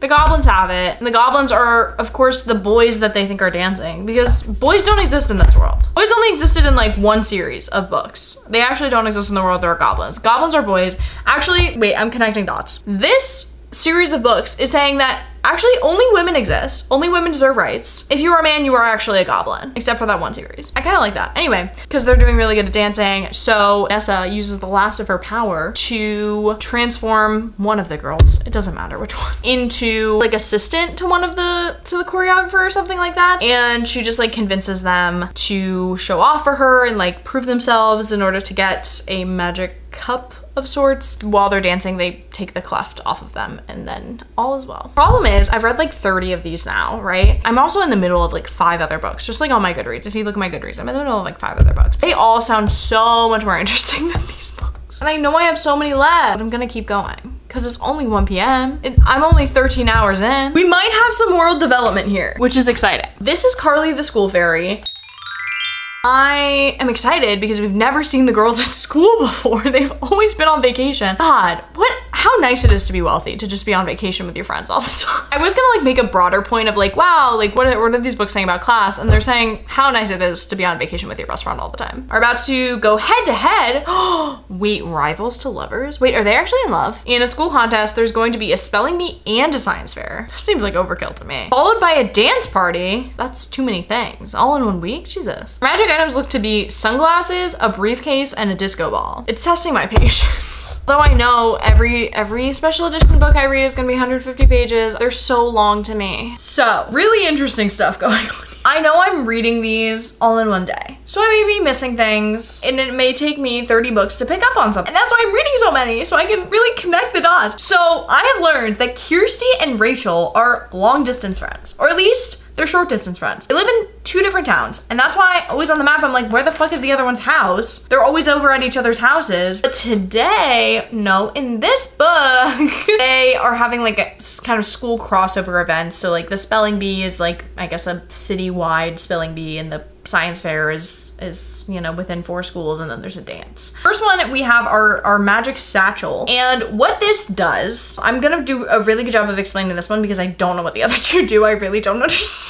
The magic satchel helps you concentrate, and basically the goblins wanted it, and Jack Frost wanted it because they all have ADHD. They want to win the spelling bee. They're at the spelling bee, no one's spelling right until the goblins and Jack Frost show up, and Jack Frost shows up and he's being very funny and silly and goofy, and he's like saying he's the spell master, and he's just taking the stage and like he's kind of on a power trip, just like sending people home, out spelling them. Sorry, silly me. Just give the goblins who are carrying the satchel all these like cakes and treats and things, and they just forget about the satchel, so they take it. Moving on to the science fair day. So it's the day of the science fair, and obviously none of the science experiments are going right. Carly has these magic science goggles. They do science stuff, science and magic. Tomato, tomato. The goblins and Jack Frost took them. The way that they get them back is they're flying, someone is flying a little like model airplane, and the goggles are like hanging on them. They are able to get into, shrink down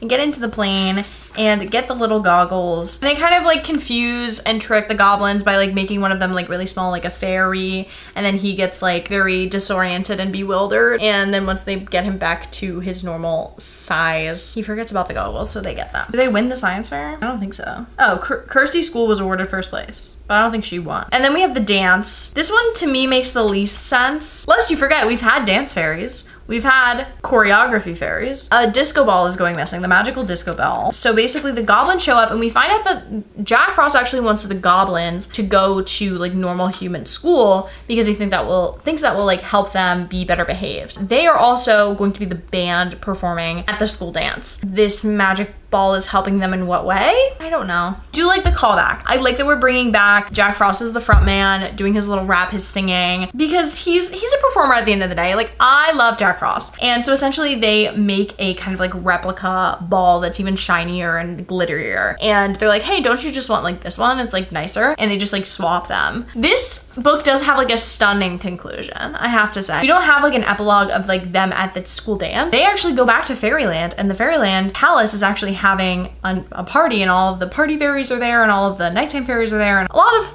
reoccurring people are there. And the entertainment is Frosty and the Gobblish and his Gobblish's band. Was this like showing you the merit of school and learning? No, not at all. But I do think it does kind of have this like redeeming quality of being like seeing the humanity in these like villains. So I do like that a lot. I want a Queen Tatiana, the Queen Fairy. I want to hear about her rise to power. This one was okay. It still didn't make a lot of sense. As much as I was like getting very frustrated with reading these books, I am trying to see the silver lining. My Goodreads goal is about to pop off. I'm gonna hit 100 books today. The next one is Twins, Double the Trouble. 2 fairies are better than 1. I disagree. Look at their fucking outfits. These blazers. Lila and Mila, the twins fairies. They're the fairies of being twins. So this is my guess. When their magic things get stolen, one of the twins disappears. It's actually like the end of Infinity War. I feel like this is twin propaganda. I think this is a twin hate crime. Jack Frost has stolen their twin magic and is trying to double himself. Whoa. Full stop, that's awesome. He wants to clone himself. This is kind of fun. Okay, so in this one, all Jack Frost wants is a twin. He just wants a friend. He just wants to be known and be seen in the world. Oh my God, God forbid. There are 3 missing items in this, and they are 2 halves of a like friendship necklace and a Gemini ring. Now these actually do kind of interesting things. I don't think they really do these things, but they're said to do these really interesting things. One half of the necklace makes sure that people treat twins as individuals, and the other half makes sure that twins have fun being together. And then the Gemini ring ensures that twins aren't compared to each other all the time. This is not at all exemplified in this book. At the end, the comparison one is kind of brought up. Kirsty and Rachel are going to their friend, one of their friends who's a twins party, and kind of everything is going wrong at this party. I don't understand why her party can't go right if the twin magic is fucked up. Like, I don't understand. They determine that Jack Frost makes himself a twin. His twin's name is Jimmy Thaw. I love him. So they get the first half of the necklace back. So the goblins dress him as a gnome in the backyard. They follow him and then they go to the ice castle. That's kind of the important thing. And they find out that he has a twin now. Super fascinating. We'll get into the ending. Basically, they chase down the goblins who have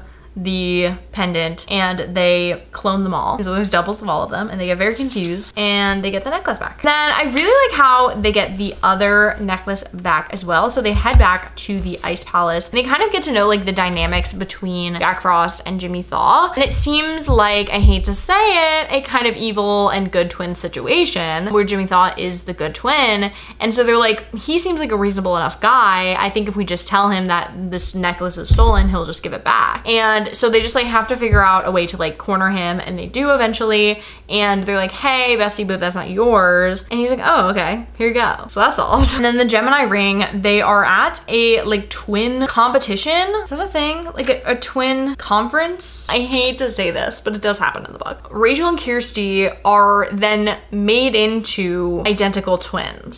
So they cosplay as twins. They just combine their appearances. So they're kind of in disguise and they are able to get the ring back. I don't know, they do more disguises. needlessly, and they just pluck the ring off of the finger. The ending is crazy because we have to say goodbye to Jimmy Thaw because you can't have two Jack Frosts. That would be so interesting if we did. They're like, we can't have two Jack Frosts, you're not real. And Jimmy Thaw's like, what do you mean? Like, that's my brother. It's kind of sad. I mean, I didn't get sad. Jimmy Thaw is always somewhere inside his heart. Like, that's so sweet. I don't know if this was necessary, twin magic, but I do think it wasn't super like, I don't know, like heavy-handed, and it wasn't doing twin telepathy and stuff like that. Too bad. Kind of interesting, but again, the magic items didn't really do much, so. I wish I'd done this differently. But it is the April Fool's Fairy's turn. This is Addison, the April Fool's Day Fairy. I think I thought this was the Easter Fairy. I think we should boycott April Fool's Day. I think it's a really stupid holiday, personally. I'm sure there will be lots of tricks and shenanigans going on in this book. Okay, her magic items look to be a key, some jelly beans, and a watch. I genuinely, like, I do think they kind of like did like a random item generator to like pick these things. What do these have to do with literally anything? Do I like her look? No, it looks like an Easter dress. I'm like, April Fool's, you should be wacky, you should be silly.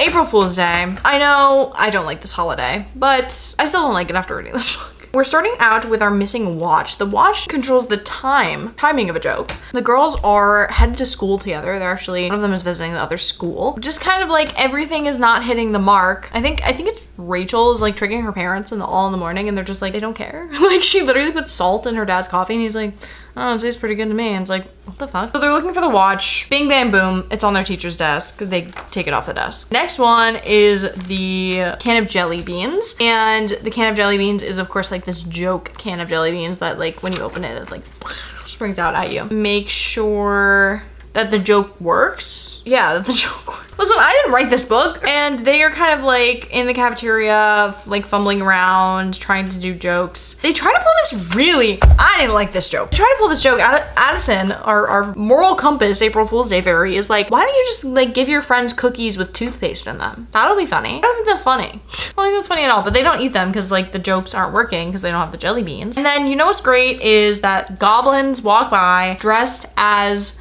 lunch ladies carrying a bag that says jelly bean cans. They literally say, I can't believe they wrote that on the bag. They're making it easier for us. And then Addison goes, nothing comes easily with the goblins. Literally everything in this book comes so easily. Absolutely so easily. So then they just go into the back room. The goblins have the cans of jelly beans and they give the cans to all the kids, and then one of the cans is the magical can. And then lastly is the key, which makes sure that whoever the joke is played on can like laugh it off, laugh about themselves. This gets stolen by a goblin and he wears it around his neck, and he also has Addison's wand at one point. Bad pranks are being pulled on these children. This goblin is in their gym class and he is wearing the necklace, and they just distract him by sending this other random girl to kind of like chase him down, and they get the key. Yeah, really didn't like this one. I mean, I know I don't like April Fool's Day, but like it was bad. Everything was absolutely handed to them. So like, wait, literally no way. This is Lydia the Reading Fairy. Kind of hyped. These are the school day fairies. I am very tired of reading today because I've read like over 30 books. So maybe this will reinvigorate my love of reading. Oh my gosh, they're going to the same school for the week. Let's get into it. Our besties are going to school together. They signed a book report and they're in the library and they're looking for a book. And the goblins enter the library and they're fooling around. Then Jack Frost enters the library and they get whisked off with Lydia the Reading Fairy to the goblin school. And I do want you to know that Goblin and Fairyland have separate schools. I'm not gonna make a comment about that, but I am gonna say that they have separate schools and they both are in Fairyland, but they're segregated. I don't understand what this reading badge does, this magical item that Lydia has, because seemingly without it, like people just can't read. And it's not like they can't read as in like they're illiterate. I would think that. It is like the books are stuck together, they're written backwards, there's nothing on the page. They go to the goblin school and they find out that Jack Frost is teaching his memoir. He's also the headmaster of the school and he's teaching his memoir and everyone is bored and no one cares. But because they have like the reading pin, he has the reading pin, they're sitting quietly and listening. Basically, they concoct a scheme to dress up as some of the goblin boys that go to the school, Kirsty and Rachel. They pull the recess bell, but unfortunately he catches them, brings them to his office, and Lydia swoops in and she grabs the little badge. But this book, again, has like a nice ending. They end up feeling kind of bad for Jack Frost because they're like, hey, he like went out, took all this time to write this book and no one wants to freaking read it. So they like completely revamp the Goblin Library. And then Kirsty and Rachel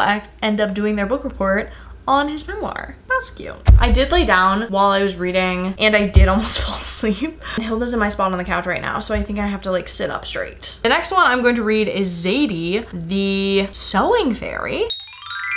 This is the third book in the Magical Crafts series. I believe one of the other ones is like a loom band. Pottery, sewing, jewelry, drawing, writing, painting, baking. Oh, wait, she's missing a needle, a sewing needle. Rainsville Island is hosting an Arts and Crafts Week. Her thimble. That was my next guess, a thimble. Okay, and you can't sew without a thimble. Do people even use thimbles right now? I hate this outfit though. Too many layers. Hoping again, like Jack Frost is like trying to be another like designer. I just love when he's like reaching for the stars. It's really, I'm good for him. I love him. I'm under the impression that these fairies actually can't do jack shit by themselves. They don't have a single brain cell because these solutions that these children, these human children come up with are so simple and work so seamlessly. There are like sometimes bumps in the road, but like it always works out. So the magic thimble was missing and so like all of the sewing wasn't working and they found of course a goblin who's obsessed with sewing and is obsessed with that. He's like really great at tailoring and he's wearing this lovely suit and it's just like they prey on his arrogance. Every goblin apparently is very arrogant. They are like, oh my god, what if you taught me? And he's like, da da da da. And they're like, what about a thimble? And he's like, no. Then he like finds this fabric and he's like, oh my god, I'm gonna make Jack Frost a cape. And they're like, well, if we give you that fabric, can you give us the thimble? And he's like, absolutely not. And they wrap him in the fabric like a mummy and they try to get the thimble away.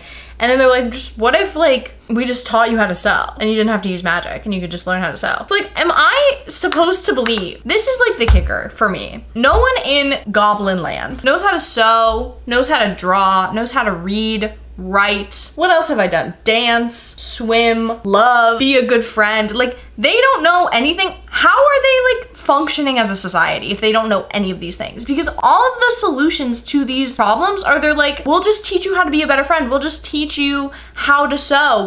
That's all you wanted, right? All you wanted was a friend. All you wanted was to be understood. All you wanted was a little bit of guidance. It's kind of sad. And I wonder like how they got to this point of like this divide between this like educated magical fairyland of like they are so knowledgeable about absolutely everything and then Goblin Land who are just completely cut off from the resources and they have schools and they have some sort of funding, some sort of system going on, but they are just like completely absent of any knowledge. And it's so incredible to me. And if you didn't think I was gonna read into these books for this long, you're wrong.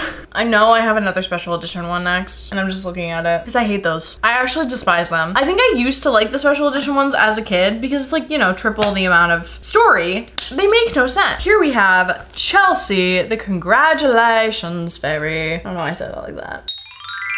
She's cute.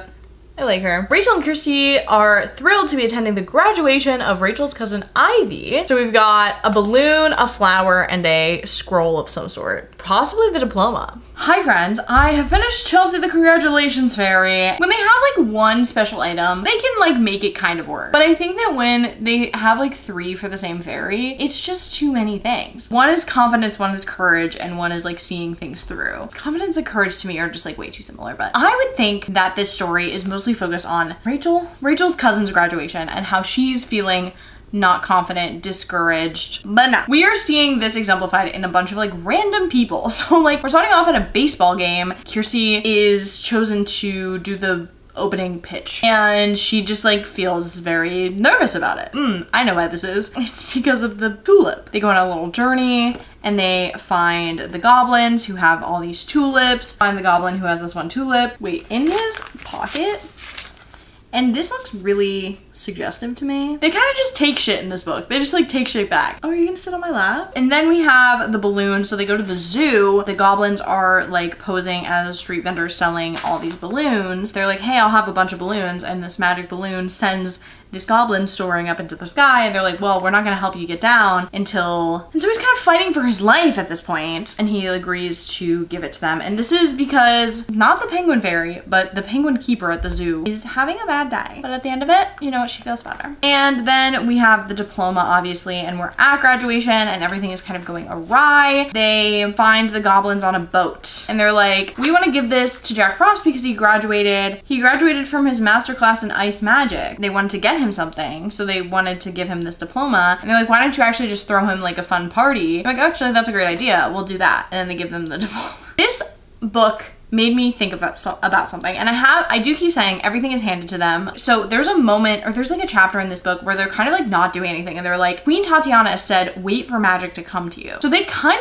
of have this expectation that the answers will just come to them. They won't have to work for them. And they've literally been told by the Queen of Fairyland that they don't have to do anything. Magic will come to them. I think that's on her. We're gonna move on to the friendship fairies. So we did meet the friendship fairy herself. I don't remember which one she was. Florence. But we have 2, 3, and 4. 2016. Whoa, okay. All right, so Mary is the sharing fairy.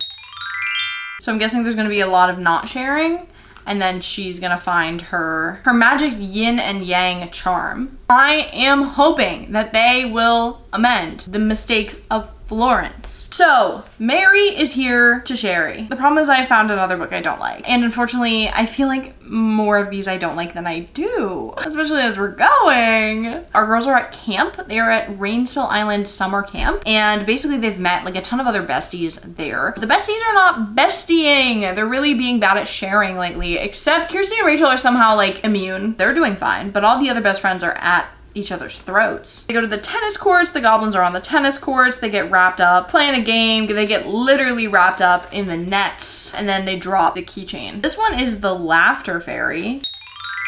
I'm hoping we get some better humor than the April Fool's Day fairy. It's gonna be a somber mood in the beginning. They'll go looking for the goblins, they'll find them immediately.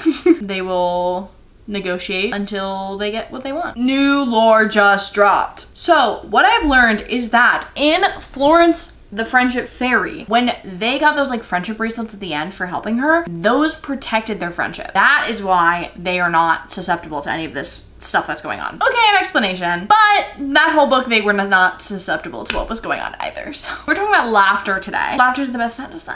A magician comes to the camp to wow the kids, and they're just not finding anything funny. They head on over to Fairyland.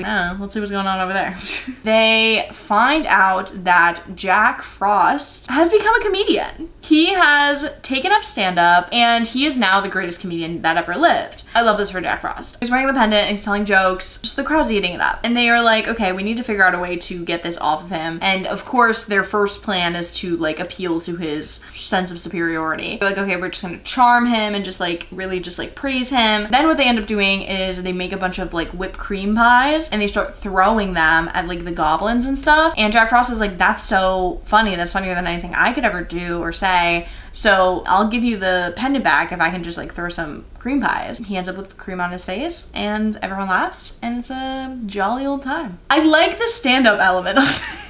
And I don't know if you thought I would say that, but I do like it. I like the idea of Jack Frost as a stand-up comedian because it's been mentioned in all of these books that Jack Frost is really funny. Like he's never funny on purpose, but he's really funny. And so I like that he actually like went for it and went to try to be funny on purpose. I'd like to think that like people started telling him like, oh, you're really funny. And he was like, oh, then I can make this a career. Last friendship fairy we have here is Claire, and she is the caring fairy. Probably my favorite outfit. Let's like really get to appreciate this outfit. God, I want that. Oh my God, that literally looks like something from Anthropology and I want it. So we are looking for her mood ring. Sorry, this just made me think of this. I swear there's a train of thought there. I do wonder if there are like mental health fairies. Who is taking care of the mental health of the individuals in Fairyland? I'd read those books. Fucking, let me name them. Monica, the anxiety fairy. Deborah, the depression fairy. Ophelia, the OCD fairy. Brianna, the bipolar fairy. I can see it. I see the do you see the vision? I think we could get there sometime. That just made me think of that. Who's helping on those dark days in Fairyland? Do they have dark days? They have weather. Do they have seasonal depression? Sasha, the seasonal depression fairy. I want to see it. Let's hop into the caring fairy. I'm interested to see how they're going to teach the goblins and Jack Frost about caring because apparently they just don't care for each other at all. And I think their society is crumbling. Wait, that's literally why they're stealing all the time from Fairyland, because they don't have jack shit and they don't know jack shit. No wonder why they're stealing all the time. I mean, true, they could go about it a different way. They could be like, hey, could you teach me about friendship? But like, do I blame them for like going after? I'm a goblin sympathizer. This book, I was gonna say it didn't disappoint, but it definitely did disappoint. Caring, super important. I don't know if you need to care about everyone. It's the last day and everyone is just kind of spatting with their friends. Mood ring's gone, this is why. And so Miss Claire shows up and they come upon Jack Frost at a picnic table, absolutely being waited on hand and foot. I guess that's what caring is, because he's wearing the ring. I do have to mention that he's sitting at this table and there's like hot dogs in front of him. Like at first glance, I thought he was at like a DJ thing. And I was like, oh my God, do I want to see Jack Frost the DJ? I want to see it so bad. But I digress. They essentially trick him into getting an ice cream cone, and then when he gets the ice cream cone, they latch onto him and they pull the ring off of his finger. And they're like, hey, you're not being a good friend. And they return the ring to Claire. And then they go to Fairyland and they celebrate friendship with all the friendship fairies. They get a new little charm on their friendship bracelets. They're the best friends in the world. They're just like the bestest of friends. Like, would it be too niche to go as Kirsty and Rachel as a friend's costume for Halloween? I kind of love that idea. Rebecca! We are at the home stretch, guys. I am losing my mind a little bit. Let's move into Giselle, the Christmas ballet fairy.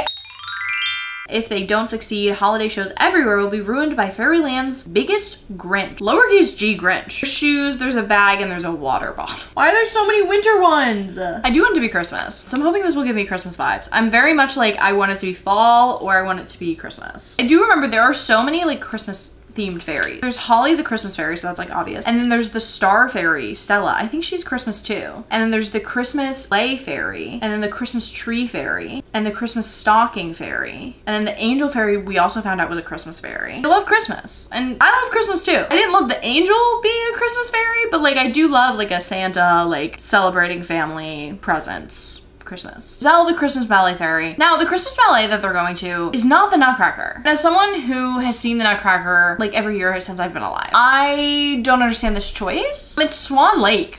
Anyway, so the girls win a contest, a friendship contest. They're the bestest of friends. So they get the opportunity to go to the ballet. They meet the main ballerina and she's like, hey, let's throw you into this class. Literally all of the ballerinas there are coming down with a sickness. They're like, I have cramps, I'm nauseous, I'm dizzy, I broke my ankle. Like they are just like falling apart. Giselle swoops in and she's like, it's because of my 3 things. It's because of my 3 things that are missing. I don't know why they split this up as if it's 3 separate books and she has to come back every single time. It's like, we know what we're in for. The first thing that's missing is the water bottle. They go looking for the goblins. They find the goblins. They just throw all these water bottles at them and they confuse them and it's raining water bottles and they find the magical one and they grab the magical one and the next just don't care. Like there's a point where like they're at lunch and like all the ballerinas are eating as salads and the goblin's like, ew, gross. But so the goblins threw Giselle's bag down a well or something. And then we go to Fairyland to find this well and we get some lore. In addition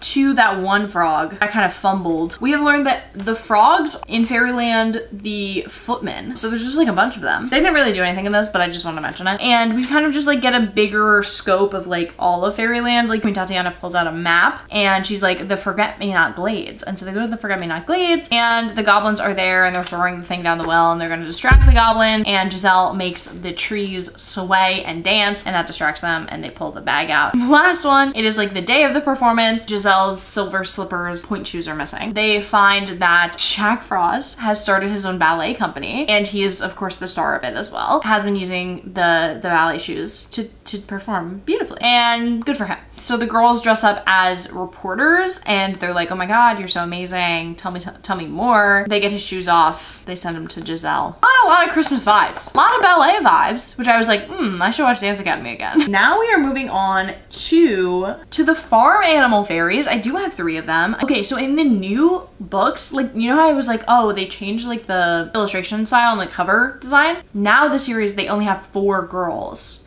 in the series instead of 7. It used to be 7. So we are starting with Abby the Duckling Fairy.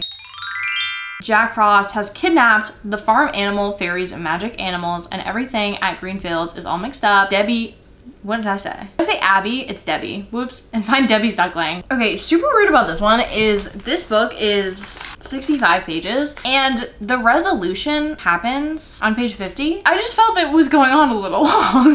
The girls are on a farm. They're meeting like the farm animals and then they get whisked away to a fairyland farm and they meet all of the farm animals there and their people, they're fairies. Literally while they are there, goblins show up, Jack Frost shows up and he just takes these baby animals. And he's like, you can't stop me. And they do nothing they do like not a single thing to stop them. They have to get them back. They're in the first place they look. All right, let's like go find my duckling, Splashy. And they go to the farm and they find the duckling. They try to get its attention and then they scoop her up and then they're done. What I did like about this book, positive note. Okay, so although I was like, it should have wrapped up, but I did like, we have this little like interaction after the girls take back the animal from the goblin where she's like, are you nervous of how Jack Frost is gonna react? And he's like, yeah, he's gonna yell at me. Like he really wanted to have that duckling because he has this other animal and he just like wanted a farm of animals. He just had to steal them, I guess. And they were like, no, like you can come and visit the ducklings whenever you want. And I really like that. Too long.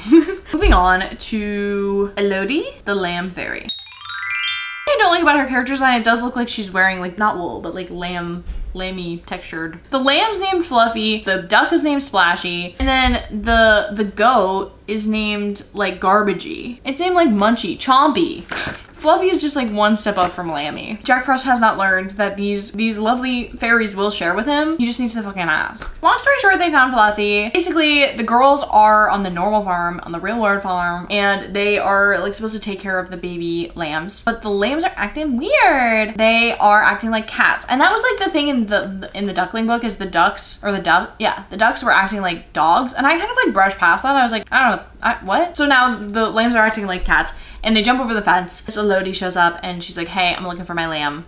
Jack Frost stole it. They go on a little hunt and she's just curled up. They basically find her by like looking for the goblin and the goblin finds the lamb. They treat the lamb like a cat. They give her some yarn and they're like, my cat's asleep. The goblin does like literally nothing in this book. He's not antagonistic whatsoever. They get fucking Lammy, Fluffy back and they give the goblin a nice wool sweater, a nice green wool sweater. Lambs come back. The shepherd dog brought them back. I don't think the goblins and Jack Frost and that stuff, like, I don't think that was ever like scary. I don't remember ever being like scared of it as a kid. I do think they're getting kind of like less evil. The girlies are seeing through their little shenanigans and their plots like easier, I think, which is interesting. Like it's always been easy for them to like get their things back because that's literally the plot of all these books is getting their fucking shit back. It's always been easy for them to do that, but I feel like they have a better like understanding and like empathy towards the goblins and Jack Frost in these newer books. Draw a nice bridge over fairyland and the ice castle and just like, can they all just be friends? That's what I'm hoping at the end of this is for them all to just hang out together. And the Gobblicious band is at all of their parties, so they might as well just like. Last one is Billy the Billy Goat? Billy the Baby Goat Fairy.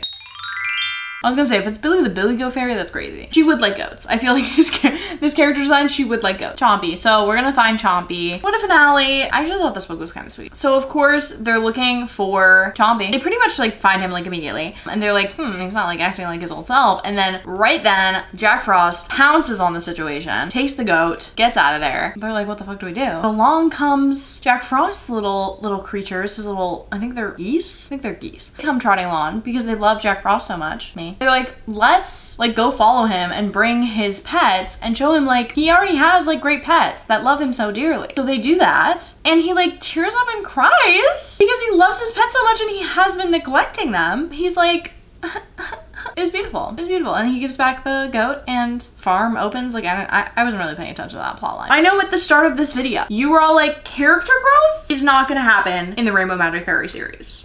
I present you Exhibit A, character growth in Jack Frost. We got somewhere. We literally got somewhere. Am I now gonna read the next series and he's gonna be all up to his old tricks and stealing stuff? Yes, but like a genuine moment, I think this is a win. I think this is a win for the character development. Like I genuinely think they're thinking about it. I have now the Sweet Fairies are the only series I have left, but I have just eaten, read, and gone to the bathroom today. I do think after I finish this, I think this is the most I've ever read in one day. At least like looking at this stack, it looks pretty major. Let's get into Gabby the Bubblegum Fairy.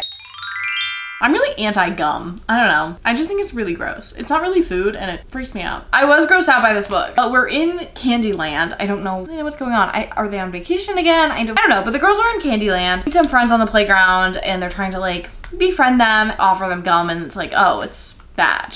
World's ending, actually. And like, must be the goblins. You know what? I would love to just like when anything goes wrong, just blame it on Jack Frost and the goblins. Be like, Wi-Fi's out? Must be Jack Frost and the goblins. They meet up with Gabby and they go into the candy factory. Well, I'm getting ahead of myself.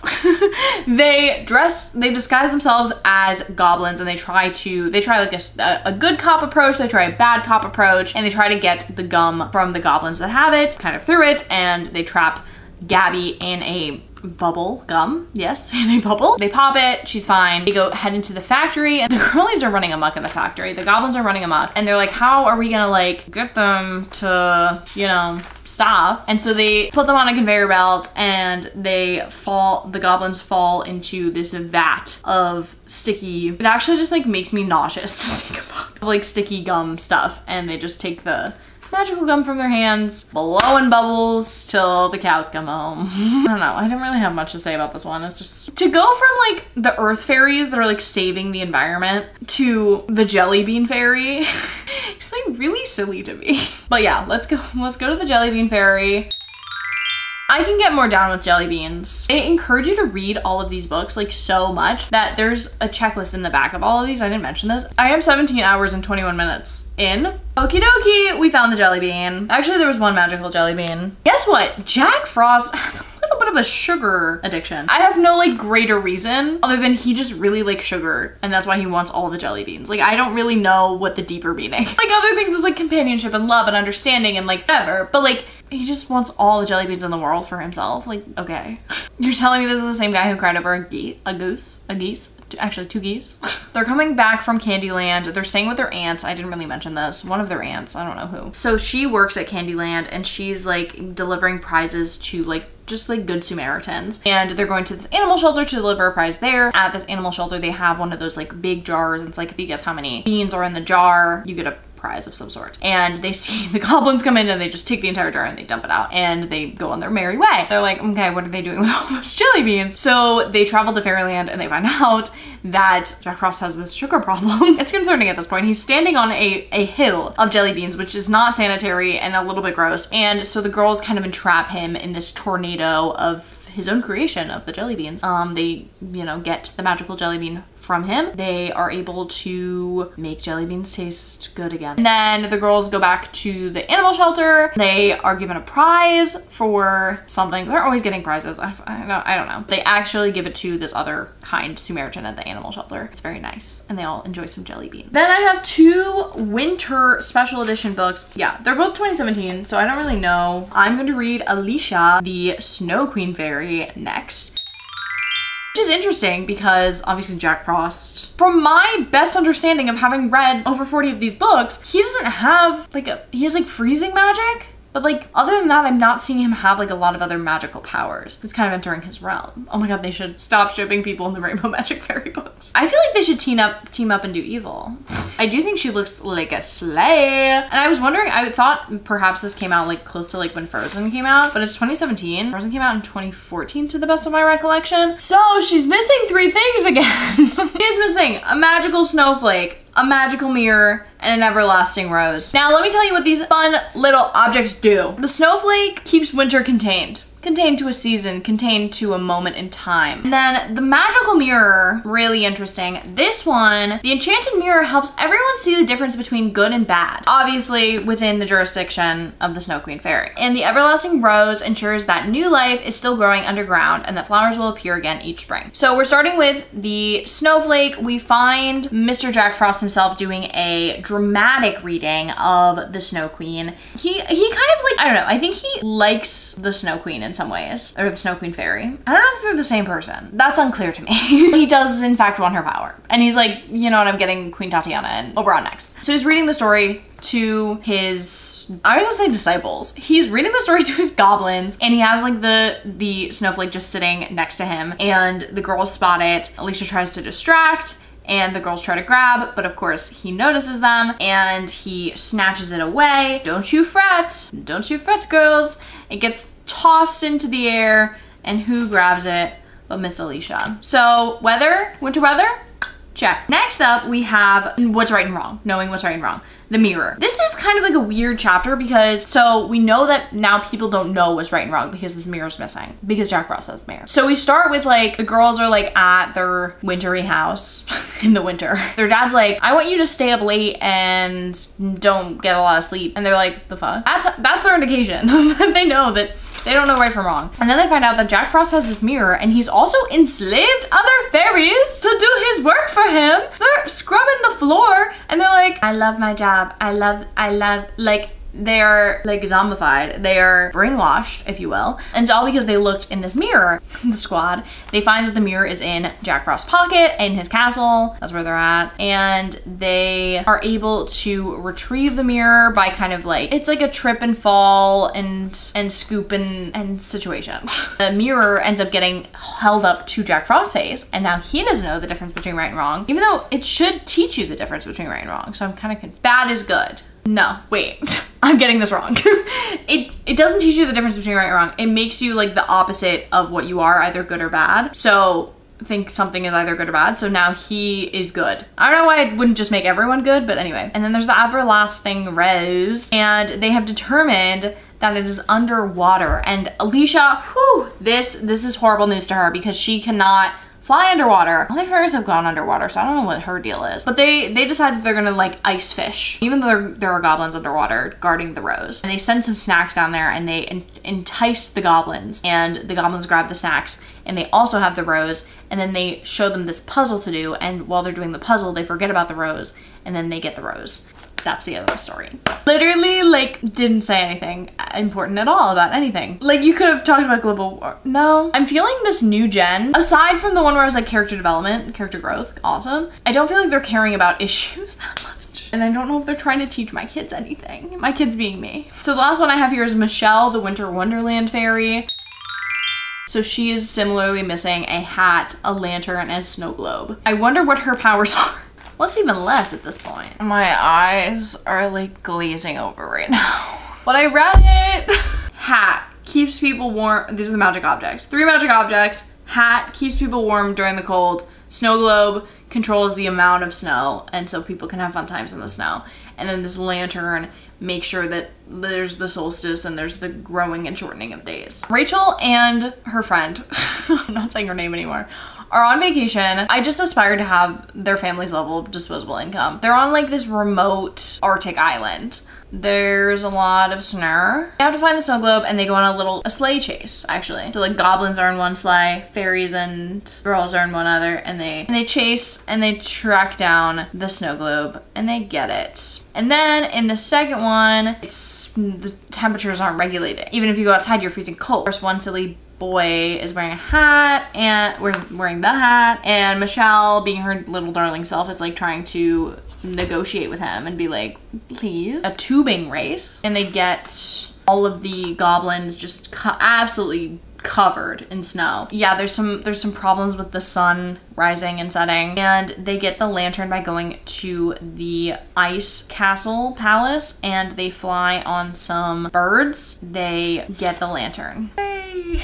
I'm gonna take a little break. Like I've read through meals, I've read through pee breaks, I've read through literally everything I've been doing today. I'm gonna take a little break. I'm gonna get some dinner, and I'm gonna wash my hair, which I really need to do.